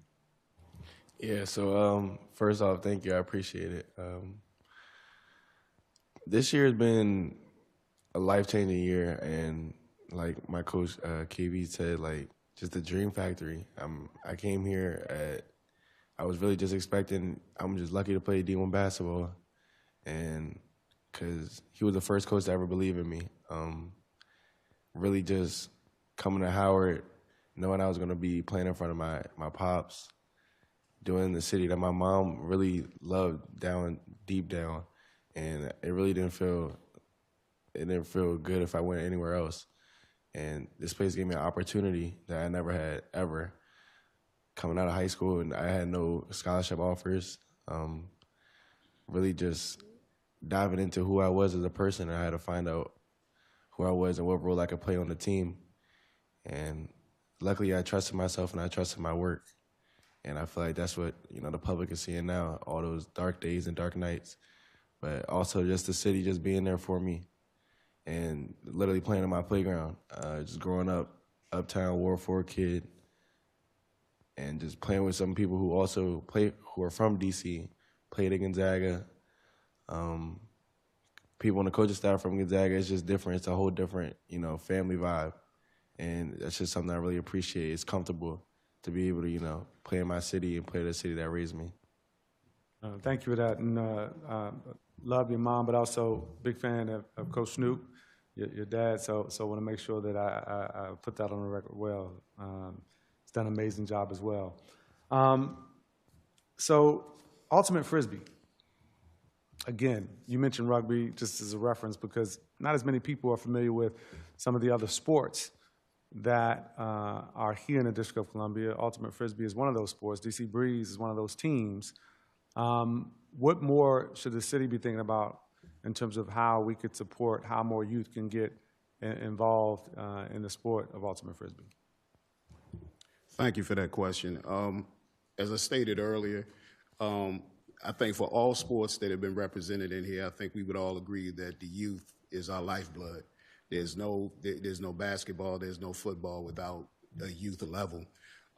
Our goal and the way that the city could help us is by continuing to allow it to just be integrated and introduced at the middle school and the high school level. We have a couple of players that actually play football that have transitioned into playing Ultimate Frisbee now.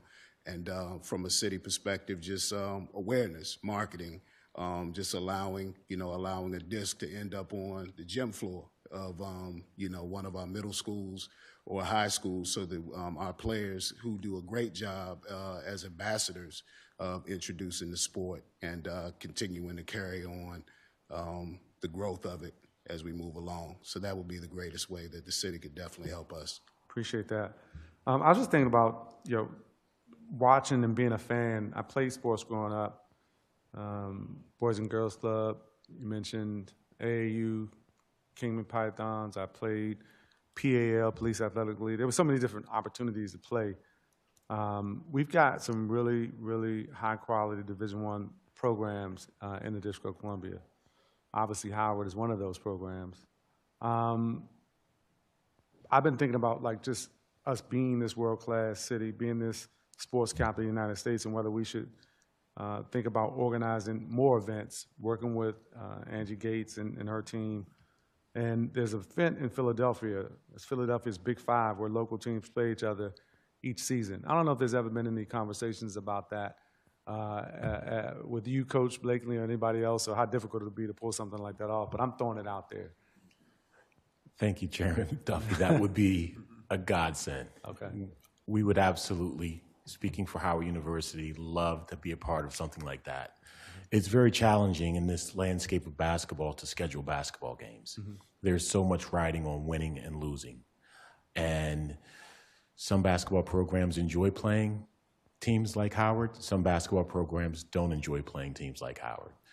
So if there's a way that we can collectively bring every DC school together for an opportunity to have a weekend like that, that would be so exciting, I think, not only for the universities, the alums, but the community and the city of Washington, D.C. Appreciate that. And I'm sure Angie Gates has somebody who's listening in to what was just mentioned in that testimony. I appreciate that, Coach. Chris Bryant, you were here earlier, I believe, when I was chatting with Angie Gates from Events DC.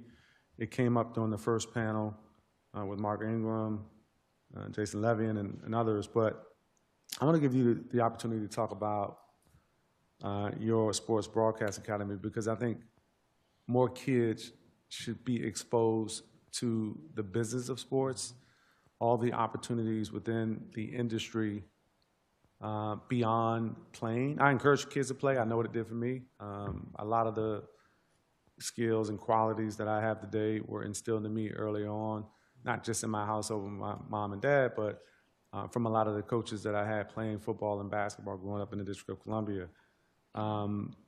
Some kids don't understand all the other opportunities. If you're not good at basketball, you're not good at football, you're not good at sports, but you are passionate about sports and want to be involved, one of the ways that people can be involved is through media and broadcast. So talk about what you're doing with the Academy. Sure. Well, of course, we started covering high school sports, and we were just mainly focused on the coverage side. But what eventually kind of organically happened was that we had young people that, you know, while we're filming, because that's our main business, video production.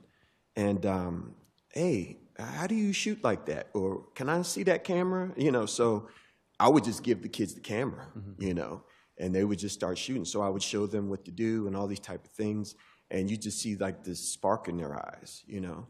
And before you know it, you know, they tell their friends, and, you know, we have a crew of kids, you know. And what's happened from that, we started to kind of develop a program, which is the Sports Broadcast Academy, where we actually take on high school students as well as college students, and as well as, you know, people who always wanted to get into sports broadcasting, young adults, you know, people in their early 20s, mid-20s, things like that, and just give them the opportunity, because from a professional standpoint, it's very difficult to get airtime, so to speak, especially when you're just starting out, because a lot of times, you know, you're an intern, so, you know, you're getting coffee or, you know, doing low-level production things that, you know, you don't really get like airtime as far as actual broadcasts, as far as play-by-play calling, actual interviews and things like that until later on in your career.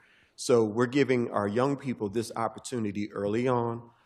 So by the time they do graduate from high school, they have a portfolio that they then could kind of position for, to get into a sports broadcast program as far as college or university. And then as well, as far as our college students, we give them an opportunity to build their portfolio for employment, okay? And which is very crucial because, like I said, nowadays with the advent of broadcasting being so competitive, and they don't really get the opportunity to get the experience, hands-on experience that they get with us. Yeah. So it's a benefit that we're able to provide these young people with this type of experience. Appreciate it. Mm-hmm. Ask one more question before I let this panel go. Coach Blakeney,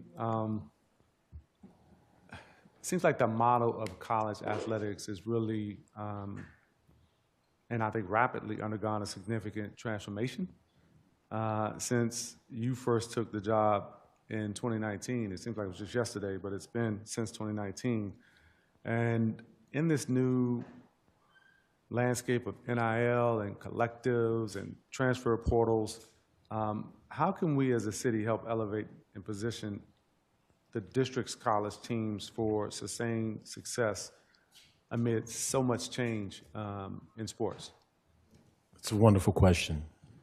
I think when you look at the landscape of college athletics, there's not much legislation right now attached to the rules and the regulations of how things move. College athletics right now is in the wild, wild west. And there has to be some type of leadership that steps up and really grab the bull by the horns. It was evolving in this way because the student athlete did not have any voice or any say in the matter with how NCAA thought about them as students and the benefit of their name, image, and likeness. I love the fact that students have an opportunity to get paid. And I love the fact that students can build and grow their brand to monetize it. So with the NIL, I love it. The transfer portal is something else. We had a team several years ago that was the second winningest team in the history of Howard University's men's basketball program. That team today should still be together. And if it was, it would be a top 25 program team in the country. But because of the rules and the regulations and the way that the NCAA has allowed everything to evolve, it doesn't allow programs, especially like our program, an opportunity for sustainability. So the legislative and leadership groups have to come in to provide, I think, direction for universities to be able to have a chance for students and programs to have the same amount of, I think, equality where there can be sustainability. Until that happens, it won't be the type of sustainability that you can see where programs can have runs. But right now, it's going to be programs that are one-year programs, and they have to reset. It's a lot to take in, and if you follow sports, you really have to be, I think, attuned almost every single day because there's something new happening. Some kid going to a different school, some decision coming down at some court impacting sports at the collegiate level. But I appreciate those insights for sure. I'm going to turn to Councilmember Felder for a round. Thank you, Mr. Chairman. I'm going to start off with you, Blake, and congratulations on all your success. Obviously, you have a lot of talent, and it's shown on the court. Could you speak to your preparation, especially being a lifelong athlete? How do you normally prepare going into a game? Thank you. Really just going in there with the mindset that just being connected and communicating out there on the court with my teammates, it really makes the game a lot easier when, you know, it's five guys that's ready to go and have the same mindset to get the same goal, which is the win. And me personally, I just go into the game really just trying to connect with my teammates and make the game easier on all levels. Really, if it's easier to go against five guys who's it's harder to go against 5 guys who, are together and have the most team chemistry rather than a whole team who's trying to do it all by themselves. And I really think my mindset and seeing the whole college basketball landscape for the first year that I've been here has really shown me that the most connected team will win. And I feel like that's how, we prepare at Howard. And, yeah, that's how I feel like, I prepare for games. And how has sports impacted you in life, especially dealing with challenging times? I know, unfortunately, and you have my condolences, your mother was very active in the District of Columbia, running the One's office. How has sports helped with navigating her passing? Yeah, really when I was going through that time, that's all I had. Really, basketball was my foundation, my rock that I was able to, fall back on. And I kind of went 10 times harder when that happened. And when I had that whole experience, that whole situation, it kind of made me step back and realize who I looked in the mirror with. I'm trying to find out who I am. And I figured I was going to do this basketball thing, so I'm going to do it 100%. And basketball gives me an outlet to showcase my emotions, my feelings, everything I'm thinking, and everything on the outside of the world. It doesn't even need to come into the basketball. And I feel like, I got that on my mind. I can easily get it off my mind when I go in the gym and I lock into myself and I'm working on myself. And you only know how hard you put work in. And when I go out there on the court, I know how much work I put in. That's why I feel like I've been successful this past year. I appreciate that, Blake. And then my final question, as a former athlete myself, I'm pretty sure you can attest to this. It's one thing being from D.C., right, when you go to different places and people, every native up here can attest to that too, playing sports. You go to different cities and states and they say, where you from? And you say you're from D.C. And so that's one pride. Could you speak to the pride and joy you feel being from D.C. but playing basketball at the level you playing? It's everything. D.C. basketball is the best in the country, hands down. And really being able to grow up in D.C. and see the competition level be so high really makes, I'd say now, the level I'm playing at, it's tough, it's aggressive, but really I'm used to it now since I'm being from D.C., being in hostile and electric environments, like I said previously, and really just being able to play here in D.C., see my peoples, my childhood friends come back on spring break, they can come see me play. It's really just a blessing, and I'm grateful for the opportunity. Well, I appreciate that. I'm proud of you. Definitely keep up the hard work. I'm expecting big things from you. Thank you. I appreciate it. Coach Blakely, you spoke about how much D.C. has impacted your career as a native, and you talked about, and I'm pretty sure you've seen the ups and downs of D.C. sports. Could you speak to the college culture at Howard and like how that impacts your coaching style for your students? Absolutely, and thank you, Mr. Felder, for the question.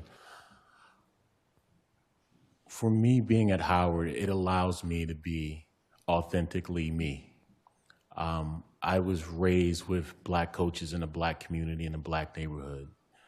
And when I recruit young men, I communicate to them that I coach Black, and we're going to play Black. So it embodies the culture of not only the fibers and the DNA of the city that I grew up in, but it also allows that contribution and collaboration with the university to be as seamless as one with the basketball program, the community, and also the DC community as well. I appreciate that. And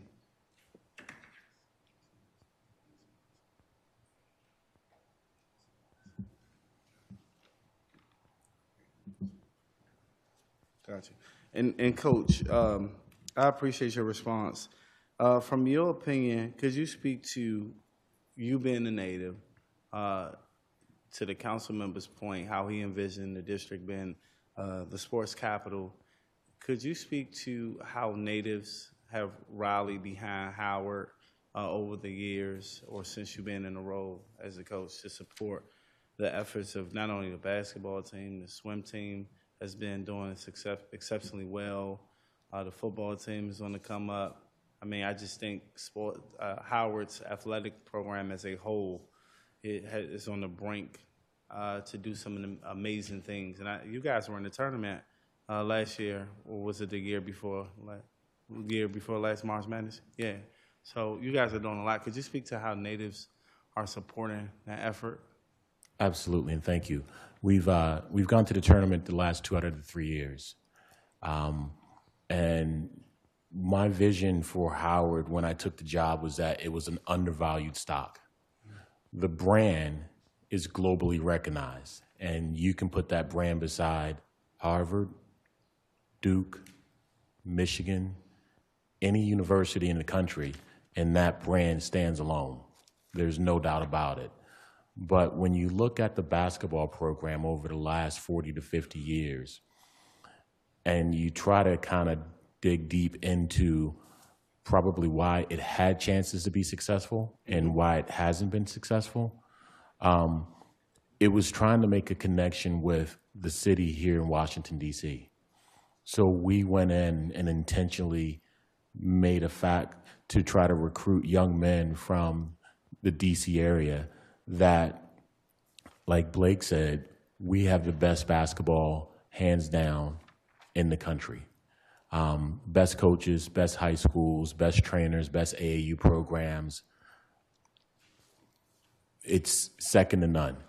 So in understanding that we have that resource here in the city, to utilize it where we can, one, connect our campus university community. 2, we can connect the alums. And 3, we can connect the city of DC, which at the point where it all connects, makes the city and makes Howard really ignite. And that was the vision and that was the goal from the start with Howard basketball. Thank you, Coach, and thank you to everyone who testified. Mr. Chairman? Appreciate it. Thank you, Councilmember Felder. Just real quick, Coach, the Howard-Hampton game played at Care First Arena. I don't want to bring back old stuff. I didn't like the outcome. But when I talk about economic impact of sports in the district, we have to be able to talk about that real HU rival. I really think there's only one HU that was consistently delivering. Yeah. Only questions that you're asked. I don't think I asked a question there. We're glad his mic's off. Exactly. No, I appreciate that. But no, seriously, I mean, that is there's a big impact. It's not just basketball, football, right? Played at Audi Field, the game played at Care First Arena. I was glued to I couldn't make the game, but I was glued to my television on the edge of my seat. They couldn't stop Blake unless they fouled him, and then he may have missed one free throw, as far as I'm concerned. I mean, you were knocking him down. What is that impact like for our teams to be able to play in arenas like Care First Arena or on football fields or soccer fields in the District of Columbia? We used to have some version of that some years ago, but what I'm seeing today really is taking things to another level. I just want to give you an opportunity to talk about that. Yeah, it's a dream. Growing up in the city, when you have the Wizards, you have the Nationals, you have the Mystics, you have DC United, you have the Spirit, you have the Commanders. Seeing those professional players, your heroes, your idols, play on the fields that they play on, and you have an opportunity to play on those same fields, gives you some hope and inspiration that that journey that you're on may not be that far off. And for us, playing in that arena against Hampton that day was one of the most electric environments I've ever been in. When the game started, it was just a energy and a vibe that was in that arena that felt different. And as it progressed, the energy hit a peak where I was like, where are we right now? Because it was that electric, and that feeling was intoxicating. And I think with that being said, it allowed our players to play at a higher level. When the game was over and the result was the result, I knew that that was a big time basketball game that we just had played in. And I think the arena was the perfect venue and atmosphere to make that happen. Yeah, absolutely. Blake, you mentioned playing in the District of Columbia, growing up and everything. You played AAU. What's the, in your opinion, just what's the best AAU team out there? Nah, I don't got no best AAU team. You don't have one? Okay, all right. I'm putting you on the spot. That smile belies that you have an answer floating around your head that you don't want to say. All right. I appreciate that. This is a great panel. Appreciate you guys' insights. Learned a lot from this panel, and I really appreciate you all's support of this bill to make the District of Columbia the official sports capital of the United States. Thank you all. We'll call up our next panel. If we could have Amir Lowry, Donald Curtis, Damian Cosby,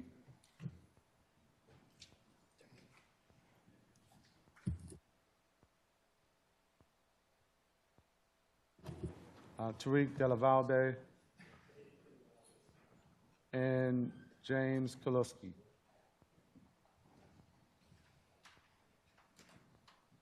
Yeah.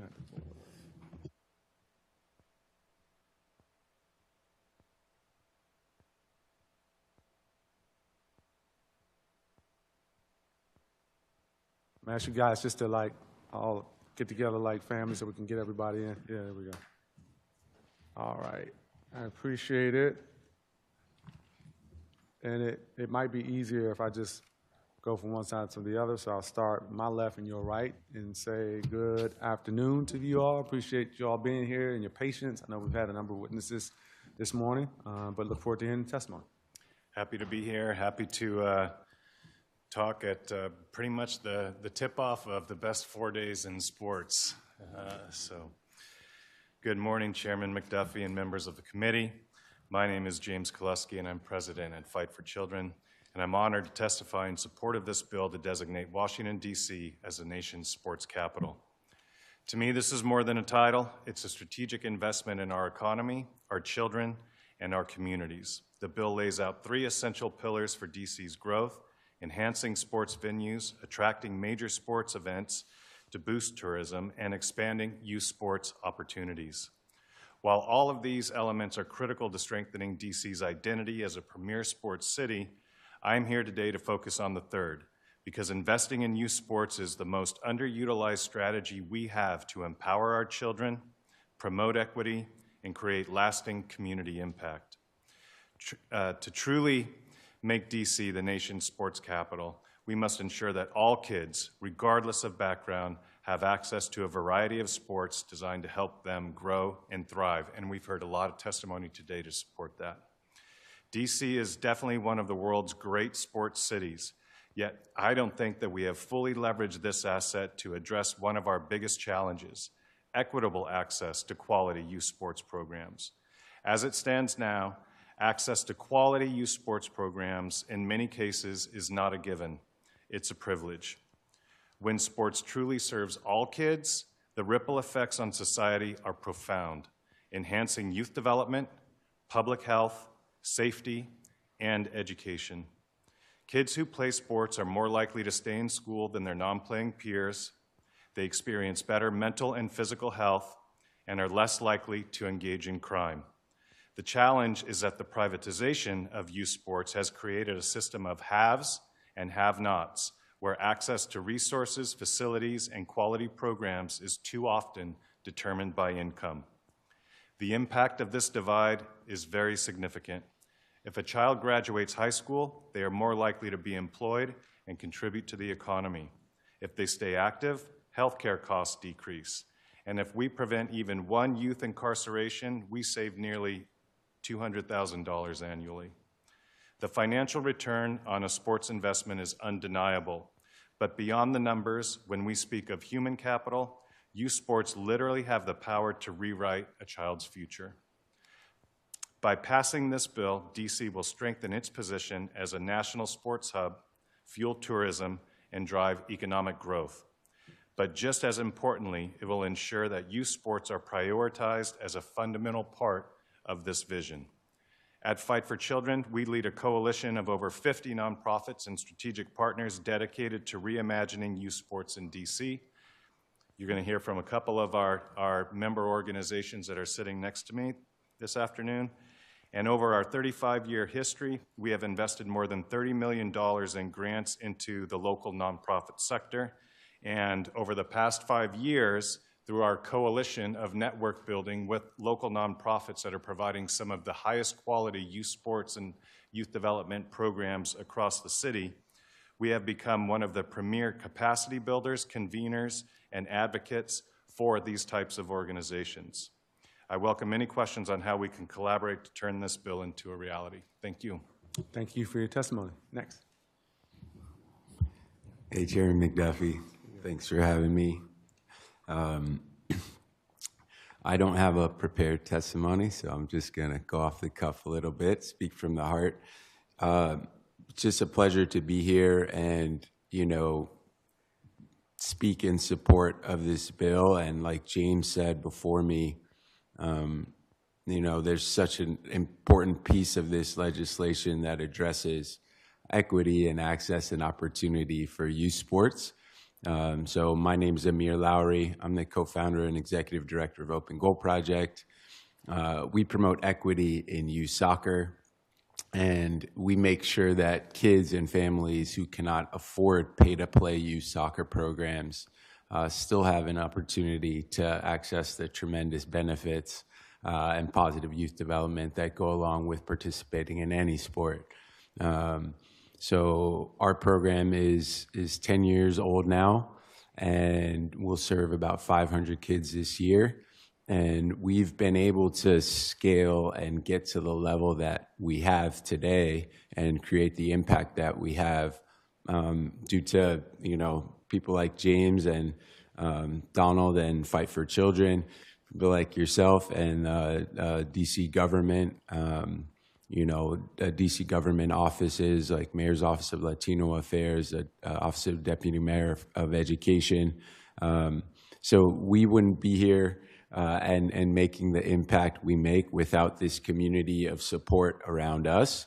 And I think that, this bill speaks to what's necessary is continuing to amplify that work that we've already begun and this journey that we're on. And I think that this legislation and this bill is a great kind of signpost or marker to continue that. Fight for Children has been great for us just as a coalition of like-minded organizations who can come together and work in a collaborative way towards amplifying all of our efforts and hopefully making a greater impact. So I look forward to seeing how, we can continue working together on those efforts and hopefully more with the council and other city government entities. And then, I just want to speak to a little bit of my story. I grew up here. I attended all DC public schools. I played soccer at Wake Forest University and played professionally. And when I moved back, this issue of equity in youth sports was right in front of me when I was coaching at a pay-to-play club here locally. So that all spurred me to start Open Goal Project and to start our free-to-play programs. And the key thing that I want to highlight is character development through youth sports.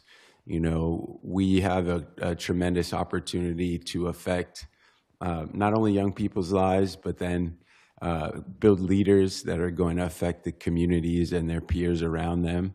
And I think that, as a key element of the, positive youth development involved with sports, any youth sport, like I said, is what's most transformational, is that character development and that ability for sport to transcend, and become transformational for young people's lives. So I just highlight that, and, looking forward to the progress of this move for DC into becoming the sports capital of the world.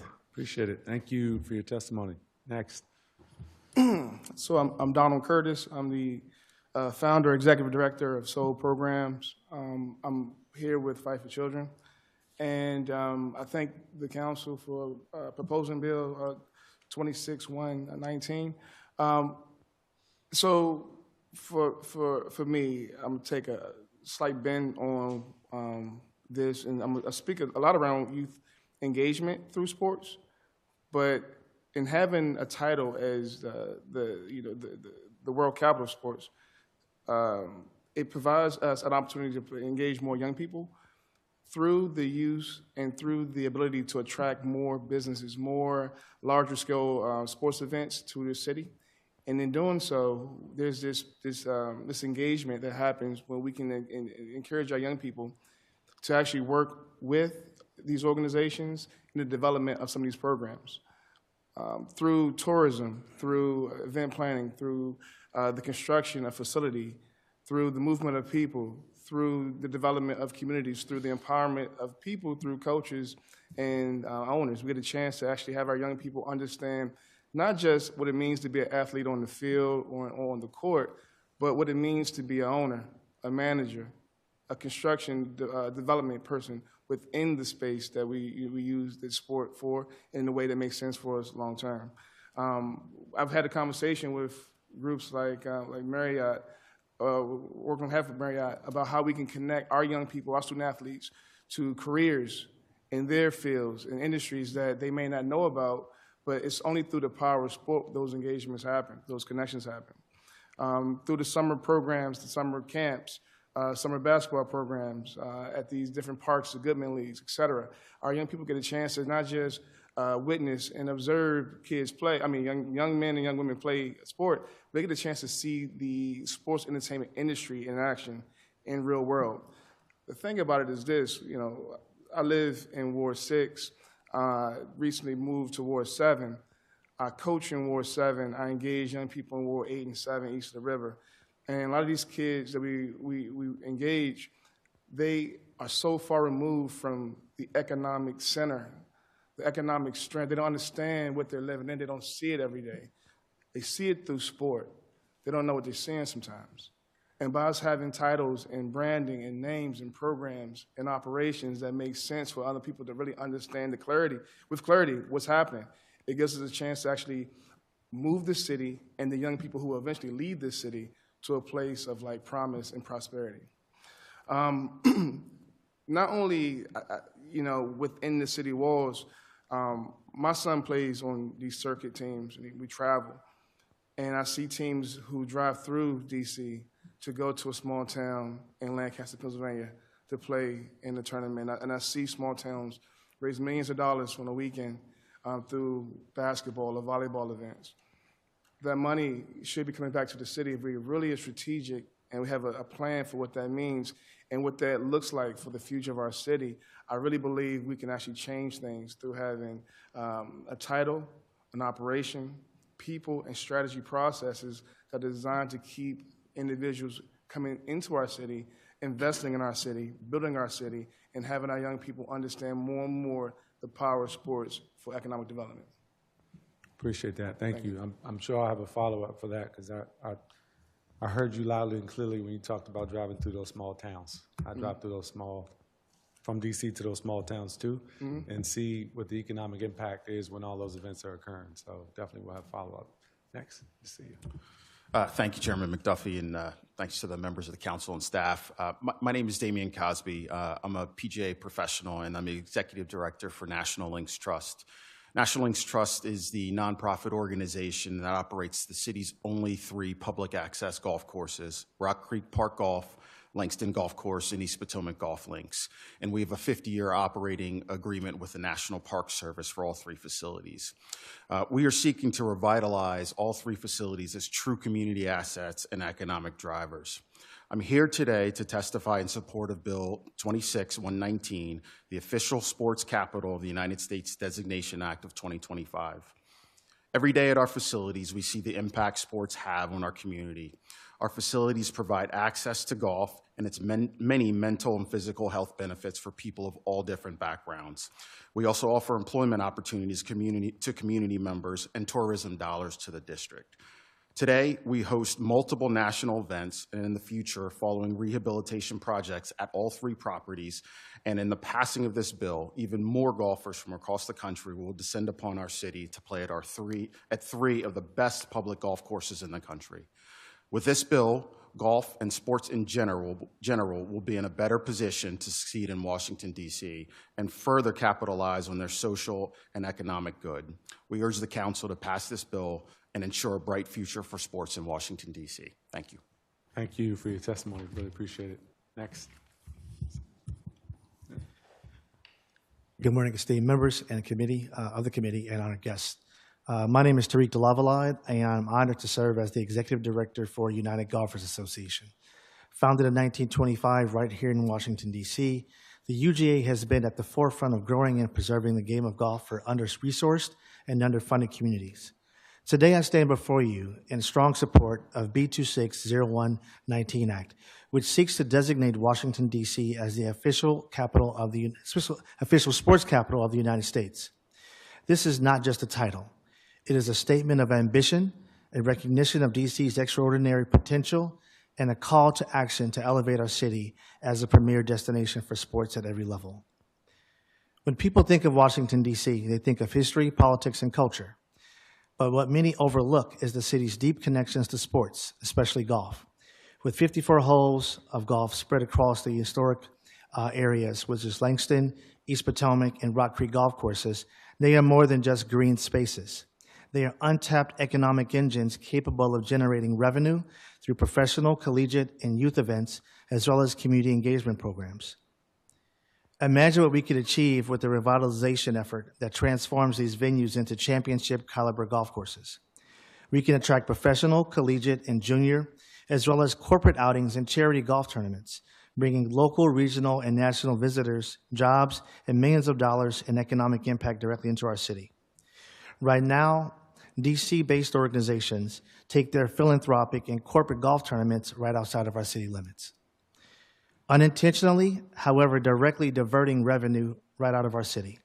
By upgrading our golf courses and providing world-class facilities, we can create an undeniable incentive for these events to stay right here in Washington, D.C., ensuring that the economic and social impact directly benefits our local businesses, workforce, and students. After speaking to students, speaking of students, D.C. Public Schools stands to gain an immense opportunity from this initiative. By reintroducing and expanding golf programs throughout our high schools right here in Washington, D.C., both public and charter and private, we can open up pathways for scholarships, internships, and careers in a sport that has been historically been out of reach for many of our youth right here in our city. Golf instills discipline, strategy, and patience, skills that translate into success in both academics and in life. With the right investment, we can cultivate the next generation of golf talent right here in Washington, D.C., just as we've seen earlier with basketball. By officially designating Washington, D.C. as the sports capital of the United States, we send a powerful message by embracing golf as a key part of this designation and effort as we unlock an economic and cultural force that has been underutilized for way too long. Washington, D.C. is a city of first.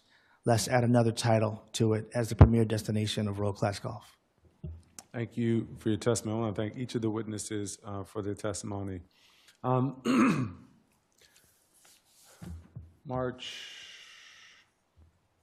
Today's date, the 20th? It's all a blur for me now with everything going on around us. But March 20th, 2025, there's a lot of things that the district has on its plate in terms of our local economy, in terms of moving our city forward, challenges financially, et cetera. Some people might say, you know, why are you focusing on a bill to make the District of Columbia the official sports capital of the United States? I heard you all's testimony, just in this panel's testimony, not to mention all that we heard before us. There are a lot of reasons that I heard as to why we would want to make the District of Columbia the official sports capital of the United States. I like how James put it. It's a strategic investment in our economy, and I want to give you an opportunity just to expound on that. If you can hit the mic. Yeah, I mean, this is the magic of youth sports, right? It's attractive to a lot of kids, and when done right with the right people, it's very sticky. The idea is you get into this environment, you find an adult mentor, a coach, a caring person that is dedicating their time to your development, not just your skill development around the sport, but your human development. Many of these organizations out there doing this high-quality work have mentoring programs, academic tutoring, college readiness, job employment. That's the good stuff, right? And then sport is that attraction that draws kids in. When kids get involved with an environment like that, all of a sudden, what you can see happen is, especially hard-to-reach kids in really tough neighborhoods, is they can turn what can be a very predictable negative future because of the trauma that they've experienced, the things that they've seen too much at an early age, and somehow they can shed that and transition that into something positive and potential. And when that happens, kids stay in school. They see a future for themselves. When they graduate high school, they're not on government funding. They're possibly going to secondary school and have a job, and they're contributing with taxes. So that just education alone, that return on investment is incredible. When we don't lock kids up, as I mentioned, I mean, that is a major drain on our local economy.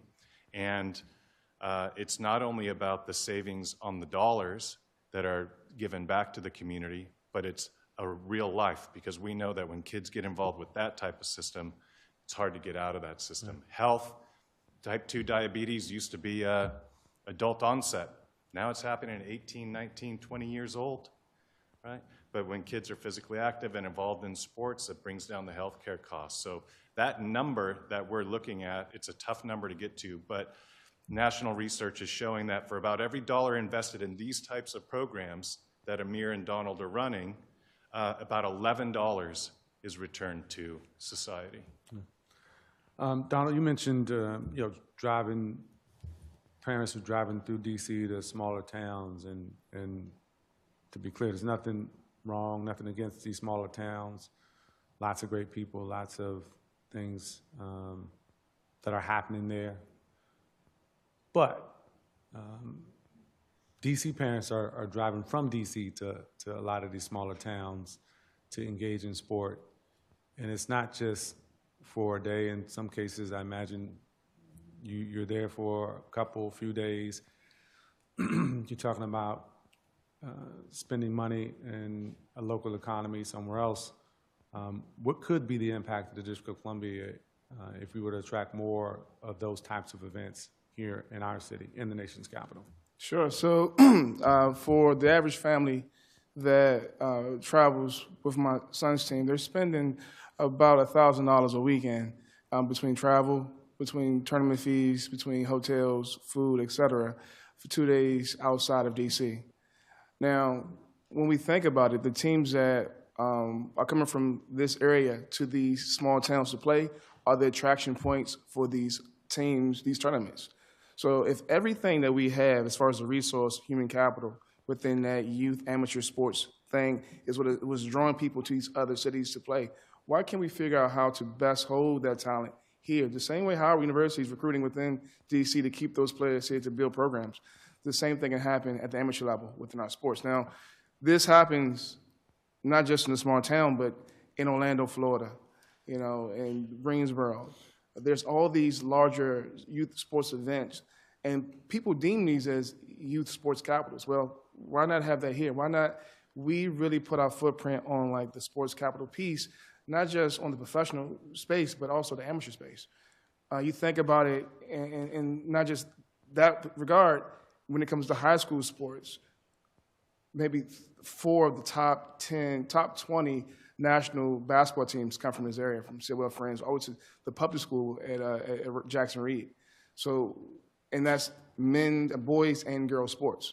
So we have to really think about how do we harness that energy to keep that money coming back in. Now, in regards to that's retaining money, but drawing in dollars, we have through Destination DC, Events DC, these large systems around tourism and how to retain tourism. We have a university in George Washington University has a whole sports and hospitality program. There's programs at Ballou High School where young kids are learning hospitality within the school system. These are potential internships. These are potential opportunities for our young people, not just to like talk about hospitality and tourism in theory, but to really see it played out in an area where they have a passion. Yeah, appreciate that. And making DC the official sports capital of the United States also taps into all the other things that we offer in addition to sports, and that kind of feeds that sports economy. You mentioned hotel nights, you mentioned restaurants. When I think about families that travel through the District of Columbia to get to some small town for their kid to play volleyball or basketball or football or soccer, think about people who leave the district. It's a lot of money. It's money that could be here. And I always think about it in these terms. When you go to those places, I'm sure there are things to do that people can engage in while they're there, but it's nothing like what you can do when you're in the nation's capital, right? You go there for a couple of days, you want to find some good food, you want to have a good night's sleep, good luck. Come to the District of Columbia, you make a vacation of it, right? You got the mall, you got the monuments, you got the museums, you've got the basketball, the soccer, the volleyball, the golf, plus is the experience that you get in the District of Columbia. It's sports plus. So the value to our local economy is immense, and I think even greater if you think about a family's likelihood to spend money associated with a sporting event in the District of Columbia versus some of these other places. So I wanted to highlight that. Can I add two more things? Sure. I was in a meeting with foundations recently, DC-based foundations, and they're looking for ways to have their dollars be more impactful long-term. And when I think about youth sports and I think about facility, I think about museum and I think about investment. And I think about if there's a existing philanthropic base who is trying to figure out ways to invest dollars into creating a facility that like has a long-term impact within community, I think one of the best ways to do it is through sports, because there are ways you can create these money-making, revenue-generating opportunities for local community, for nonprofits, for whomever it might be, and government, at the same time having philanthropic communities feel and see that their dollars are being invested in ways that make sense long-term. Right. The other thing is, I think by having DC be the capital of sports, it puts pressure on professional sports teams to really get more involved and ensure that their initiatives really make sense for the city. Because you're tying not just independently to like the brand of Commander or to Martinsburg Sports Wizard, whatever. This falls under the city's initiative to be the sports capital, and these are the priorities that fall within it. Got it. Damien, Tariq, part of this bill's aim is really to have Events DC develop a plan to promote and enhance the district as the sports capital of the United States. Where does golf fit into that? I mean, you hear about professional sports. It's not always top of mind in terms of sports that people think about. It's a very important sport for a whole lot of reasons. I've talked to you both extensively about golf. Where does golf play into enhancing the district's reputation as the premier destination for sporting events, teams, and activities? And what more should the city be doing to engage our youth around golf?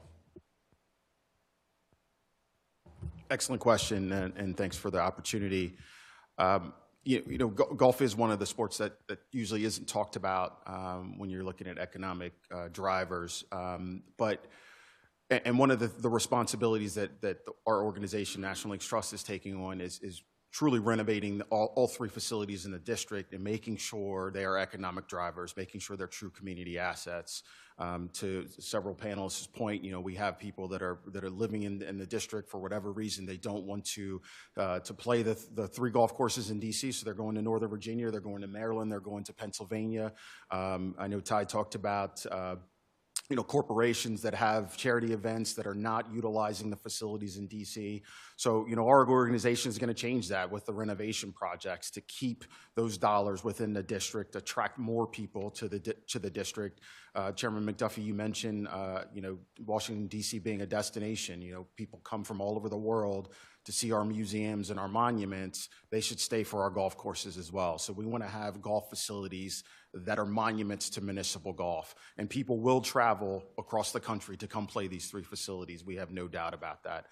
So that will allow us to expand our workforce development programs, to expand our partnerships with associations like the First Tee of Greater Washington, D.C., to continue to develop young leaders, working with the 40-plus nonprofits that utilize our facilities. So the more economic activity we can drive at our 3 facilities will allow us to expand that community access, to allow us to expand the low-cost programming we do, or free programming, maintain partnerships with Youth on Course that allow young people to play our golf courses for as little as $5. So all of those things with the renovated facilities will allow us to just expand all of that community impact we have within the city. So it was great. I mean, I concur with everything that Damian shared, and he and I have had several conversations about how do we grow the game. Sometimes it's expanding the game. Here in Washington, D.C., you have over 60-plus high schools. But what many may not know is that there are over 225,000 high school kids currently playing golf nationwide. That's a big number. The question is how many of those kids are in Washington, D.C.? And if that number is petite, then how do we expand that number? How do we go into the DCPS public schools, the charter schools, and the private schools as well, and the Catholic schools, and see what those numbers look like? I think if we understood what those numbers look like, how many golf programs that are within the city, we could see how to expand that. And yes, we have 3 public golf courses that are outside, but there are other private, not organizations, but sites. There's City Swing, there's X Golf, and then we also have 5-Iron. And these are all indoor facilities where you can go and play golf. And so golf is different these days. Now you can play golf outside, but you could also play in golf leagues inside. And so these kids could actually go inside, play what looks like a computer and a video game, and play and compete against each other nationwide, but also locally and play in golf leagues. Men are doing it and women are doing it weekly at X Golf and 5-Iron as well. But I think that if we can expand golf beyond just what is typical, I think we'll be okay. And I think for my organization, we oversee what's called the Sapphire Golf Tour, which is the world's first professional golf tour for Black women. And I'm a part of another group that we oversee, National Junior Golf League, which is an AAU golf program that is now going to be partnering with AAU, bringing golf leagues and clubs across the United States, and we'll be overseeing a lot of that. But again, we can do that if the courses are in great shape. And Damian and his team at National Links Trust are doing an amazing job of uplifting them. But again, once they get uplifted, it's easier to be able to attract certain events to be able to support that. Just one last question. Amir, you talked about a lot of things related to soccer, but you also talked about positive youth development and character development. Why is that important, and how are you using soccer as a hook to really reel kids in order to convey all those other things that are important for these young people? Of course, yeah. I think, any sport, is just a powerful vehicle for that character development and for youth development. We've heard from Mark Ingram to others, the Howard coach and their the player, discipline, self-confidence, self-awareness, emotional awareness, the ability to navigate conflict and work in teams. I think there's just so many things that we gain from playing sports that, it's impossible to replicate with other mediums or other platforms or other educational environments for young people. So what I'm bullish on is that, and I think in regards to this legislation, is that being really at the forefront for us as how we approach community, especially marginalized communities in DC, and making sure that they have access to sport for this reason of, character development and youth development. And then beyond that, something that we've touched on all here, in terms of that matriculation and college access and potentially even workforce development. I think we try to approach this in a holistic way so that the sport is guiding a youth participant through a program. They're learning, that emotional awareness, that confidence, and then, gaining those life skills. And then for a lot of us, we're trying to teach them or show them how to become valuable members of their community by reinvesting their time and energy and efforts into programs like the ones that we're running. So for us, we coach up our kids to be our next coaches, right? We give them an initial employment opportunity that's going to hopefully empower them, not only just economically, but give them some skills for their resume that can translate to their next role.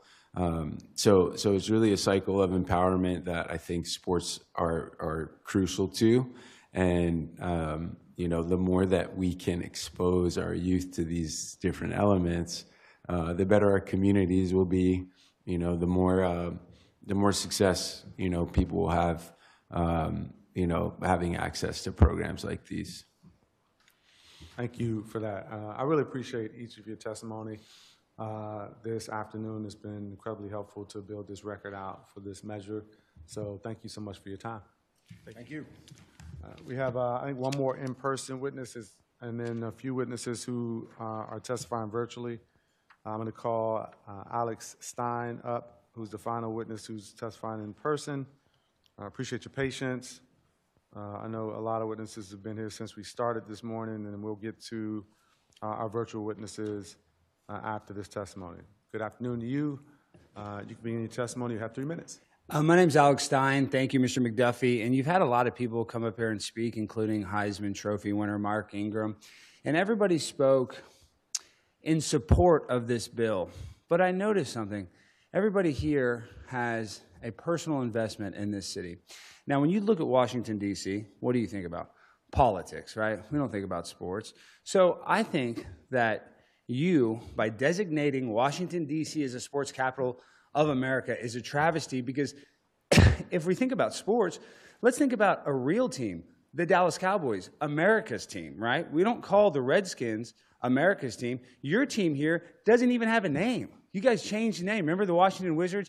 You had to change the name from the Bullets to the Wizards. Then you had Gilbert Arenas in the arena with guns pointing at players. So, if you think about what Washington, D.C. stands for and what they break records with, in 2023, they had nearly 500 homicides, breaking the previous record of most homicides ever in Washington, D.C. So I think if we're talking about records, Washington, D.C. would be more fitted to be designated as the crime capital of America and not the sports capital. And you have sports, you might not know this, Mr. McDuffie, but NASCAR. Y'all don't have any NASCAR in this town. Imagine Dale Earnhardt right now, the Intimidator, rolling in his black Chevy right now, thinking about somewhere in D.C. is going to become the sports capital of the world. When y'all don't even have representation when it comes to college football. You had one of the best players in the country sitting here, Blake Harper, I believe his name is, one of the top players. But he's talking about Howard basketball. Howard is a good basketball program, but y'all will never have a team that will compete for a football national championship in this city.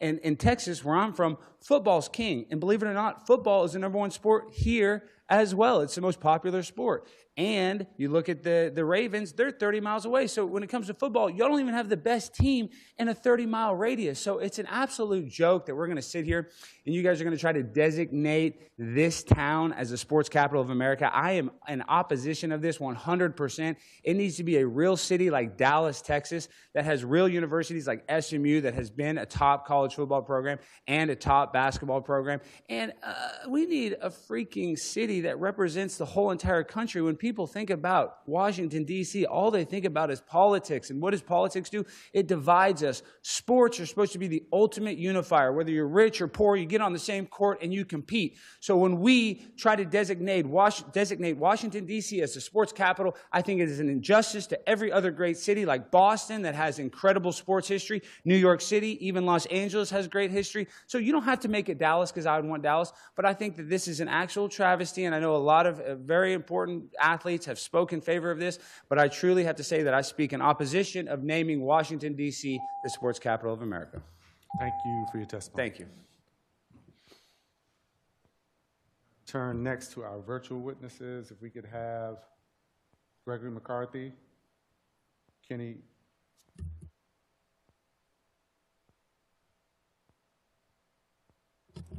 Owens, and Kellen Newland. I have joined us virtually, and we will hear first from Gregory McCarthy. Good afternoon to you all. Thank you for your patience. Look forward to hearing your testimony. Good afternoon, Chairman McDuffie. It's a delight to be here. I've been testifying before this council for almost 3 decades, and I can say that being there in person is a lot better than remote, and I certainly hope you agree, but I'll do my best. We have our opening day next week, and I wasn't able to get away from the office today to join you. It's also worth noting, I've never seen a council member have a hearing of this length with the member having a perpetual smile and sign of joy on his face like you've had the whole morning. So I think that speaks to what a great lover of sports you are, and that certainly comes through. So congratulations on all the leadership that you've shown on this topic, making us indeed the sports capital of America. A lot's been said. I'm not going to repeat it, but I'll just underscore a couple of important things. Our city needs to evolve from an office and government town to also be a sports town. That's just an economic necessity from where we are right now. And unlike a lot of other cities where sports just competes, where the jurisdiction competes with other entities in the taxing jurisdiction for economic activity, when most of our fans come from Maryland and Virginia, and they would otherwise be spending their dollars at MGM in Prince George's County or Strathmore in Montgomery County or Wolf Trap in Fairfax County, the sports teams here in the districts are true economic drivers, driving money to the economy that would otherwise be elsewhere here in the region. So I think it's very evident that we're the sports capital of the region, and no other city in America, I really disagree with the gentleman before me, can make that claim for the country. And a couple of reasons why. We can aspire to earn the patriotism and the love of sports fans around the country. 4 of our teams actually have names that invoke that: United, National, Spirit, Capitals. As the seat of the U.S. Congress, the district is home to legislators and staff from around the country who want to enjoy sporting events. Come to the congressional baseball game and see that in person. Come to the 6 games we have every year where military people from around the country come to celebrate their service with us. And we tell them, we know you have another hometown team from where you're from, but when you're in Washington, D.C., we want to be your home away from home team. No one else in the country can make that claim. And the same is true with international visitors. Just last year, we had a game here to celebrate the NATO summit. The Secretary General of NATO threw out the first pitch. The year before that, the Prime Minister of the United Kingdom was here at a game. Only this city and only our teams can attract international visitors like that. So how do we sustain this? 2 things, and they've been said before. I'll go really quick. We have to tie together our professional sports teams with our youth teams, with our intramural teams, and our collegiate teams. All those things need to go together and be part of a concerted plan, which I think you've assigned to Events DC, who's more than ably suited to cover that out. And lastly, for the professional sports teams that have venues, our venues need to be updated and modernized constantly. The fan experience is always evolving in our sports. And we're not just competing with other sports teams, but golfing venues, bowling alleys, theaters, and the like. And our fans want the best experiences or else we'll fall behind. So the investment that the city's made in this ballpark and Cap One Arena, hopefully a sited RFK that will attract football, is needed and certainly a good investment.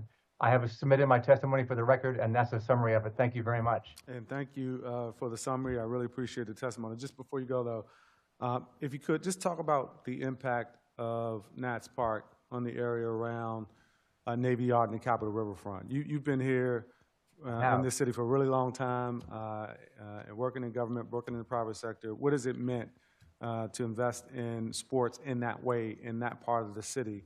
What has it meant collectively for the District of Columbia? Well, let's not overlook the social impact of the unifying nature of sports. Whether you're black or white, whether you're a newcomer or an old timer, we can all unite around sports. So when I go to my barbershop, everybody sitting in the chair is talking about the game on the TV last night. So there aren't a lot of things that bind our city together socially like sports. So that's key. Financially, I'll just talk about our ballpark. $18 million a year to the Treasury from taxes inside the ballpark.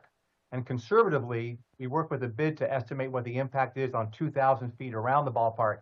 It's about $31 million a year in incremental revenue that goes to the general fund of the city. And it's been critical. They tell us the restaurants and bars around the ballpark and stores, 61% of their annual volume is on our 81 game nights. And they've come to us and said, hey, get more winter shows, get more concerts, get more events on non-game days so we can fill that out. So we're proud to do that, and we have a great partnership with the Capitol Riverfront bid to make that happen. Thank you for that. I really appreciate the time and testimony. I'm going to turn next to Kellen Newland. Thanks for joining us. Thank you, Mr. Chairman, and thank you to the council. It's a real privilege to be here. And it's been really rewarding just listening to the testimony this morning of how big of an impact sports has in the district. My name is Kelly Newland, excuse me, and I serve as the Executive Director of the Maryland State Golf Association. As the governing body of amateur golf in Maryland and the District of Columbia, we represent over 54,000 golfers, many whom live, work, and play in Washington, D.C. and the surrounding counties in Maryland. I'm here today to express my strong support for Bill 26119, the official sports capital of the United States Designation Act. Sports plays a critical role in strengthening communities, bringing people together, and promoting health, wellness, and economic vitality. Golf is no exception. Washington, D.C.'s public golf courses, Rock Creek, Langston, and East Potomac, which you heard about earlier, serve as community hubs, offering affordable access to the game for all people of all backgrounds. I wanted to highlight, while I had some time, some of the major championships that are coming to our area over the next several years. And while they may not be hosted exactly in the district, they're hosted close enough by. As the council may be aware, Congressional Country Club is hosting 9 championships, which began in 2022, over the next decade or so. This includes the PGA Championship in 2030 and the Ryder Cup in 2037. And while Congressional is located in Potomac, Maryland, there are obviously strong ties and associations of Congressional Country Club to the District of Columbia. Just down the road, Woodmont Country Club in Rockville this July will play host to the U.S. Adaptive Open. The U.S. Adaptive Open is a national championship conducted by the USGA that showcases the world's top golfers with disabilities, providing an elite competitive platform for players across various impairment categories. So we're proud to have the U.S. Adaptive Open this year, as well as in 2026. Woodmont's also going to host the U.S. Junior Boys in 2028. Columbia Country Club, just down the road from the district, will play host to the 2027 U.S. Senior Women's Amateur and the 2035 U.S. Senior Amateur National Championships. So as you can see, over the next decade, our area will host a series of prestigious PGA and USGA championships, bringing world-class golf to our region and showcasing that talent on the national stage. So to that point, the MSGA has a strong support for this bill, and we look forward to seeing the district continue to lead the way in sports excellence. So thank you for the time and the consideration today. And thank you for your time and your testimony. We really appreciate hearing your testimony and really making that part of our record for today's hearing. So thank you for that. Our next witness is Kenny Owens, Executive Director of DCSAA. Good afternoon to you. Glad you can join us. Good afternoon, council member. And I appreciate you allowing me to testify virtually, as I've been sick for the last couple of days. So I do appreciate the opportunity. My name is Kenny Owens, and I serve as the Executive Director of the District of Columbia State Athletic Association. The DCSAA is the sanctioning body for high school athletics in the District of Columbia. In my position, I am fortunate to work with many other agencies and entities that serve DC's athletic communities in various capacities. It is an honor to testify today in strong support of the official sports capital of the United States Designation Act of 2025. Washington, D.C. has long been a hub for athletic excellence, hosting premier sporting events, serving as a home to championship professional teams, a vibrant collegiate athletic scene, and providing thriving environment for youth in high school athletics. This legislation is not just about recognizing our city's storied sports legacy. It's a crucial step in positioning Washington, D.C. as a go-to destination for sports tourism, economic development, and community engagement. Through DCSAA's work, we have seen firsthand the economic benefits that sports bring to the city. One clear example is the 2023 Geico State Championship Invitational, a premier high school basketball tournament that attracted top teams and fans from across the country, and that DCSAA co-hosted at Georgetown University. This event alone generated significant revenue for the district through hotels, stays, restaurant visits, and other local spending, reinforcing the role of sports as an economic driver. Beyond major events, DCSAA continues to foster an environment where student athletes thrive while contribute to the local economy. Our championships bring in visitors from across the region, supporting local businesses and showcasing the districts as a premier destination for sports competition. Declaring Washington, D.C. as the official sports capital of the United States will further solidify our reputation and allow us to attract even more high-profile events. This designation will enhance our ability to engage professional sports organizations, expand our partnerships with national governing bodies, and create opportunities for local businesses and residents. I urge the committee to support the legislation and help Washington, D.C. take its rightful place as the nation's leading city for sports. Thank you for your time and consideration. And thank you so much for making time to testify. Sorry to hear about you being under the weather, but appreciate the commitment to get your testimony on the record. So thank you for that. Last witness for this panel is Joseph Smith. I'm glad you were able to join us virtually. Look forward to hearing your testimony.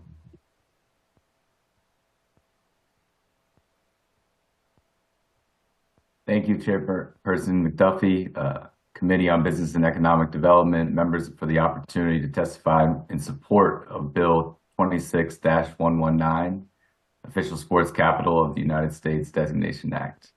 Before I start, just want to kind of say that my dad, Pat Smith, actually had the privilege of coaching Coach Blakeney at DeMatha Catholic High School, and my dad was the entry point to my role in sports. And I think that's just a powerful example of the community and continuity that sports can create. It was great to see you, Coach Blakeney. Go Stags.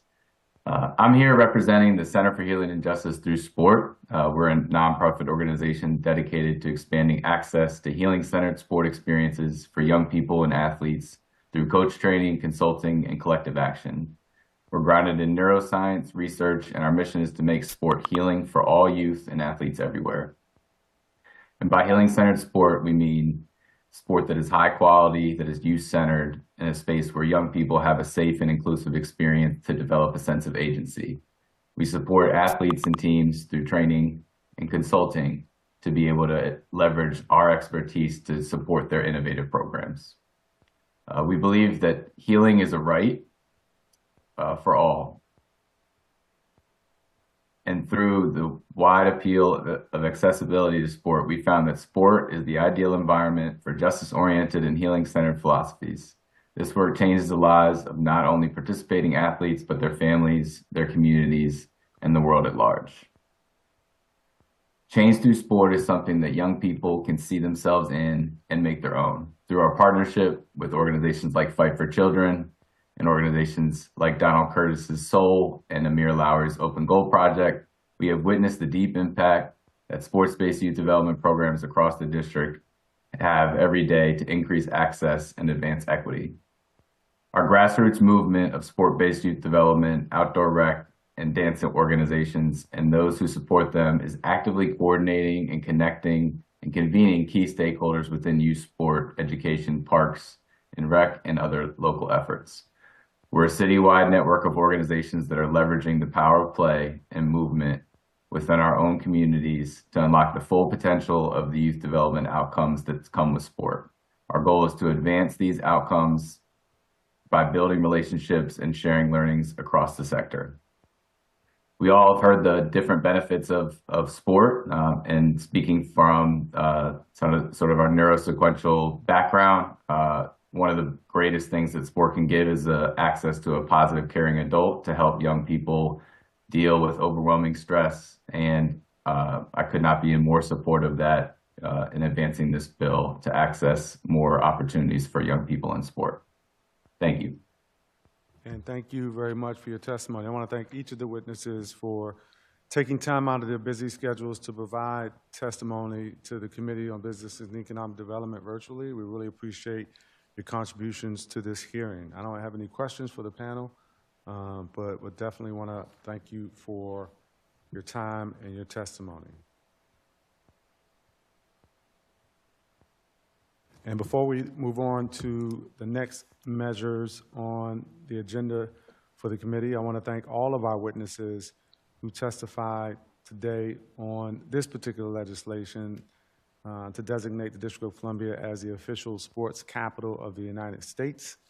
I truly appreciate your insights and your testimony. The work you all are doing to grow the sports economy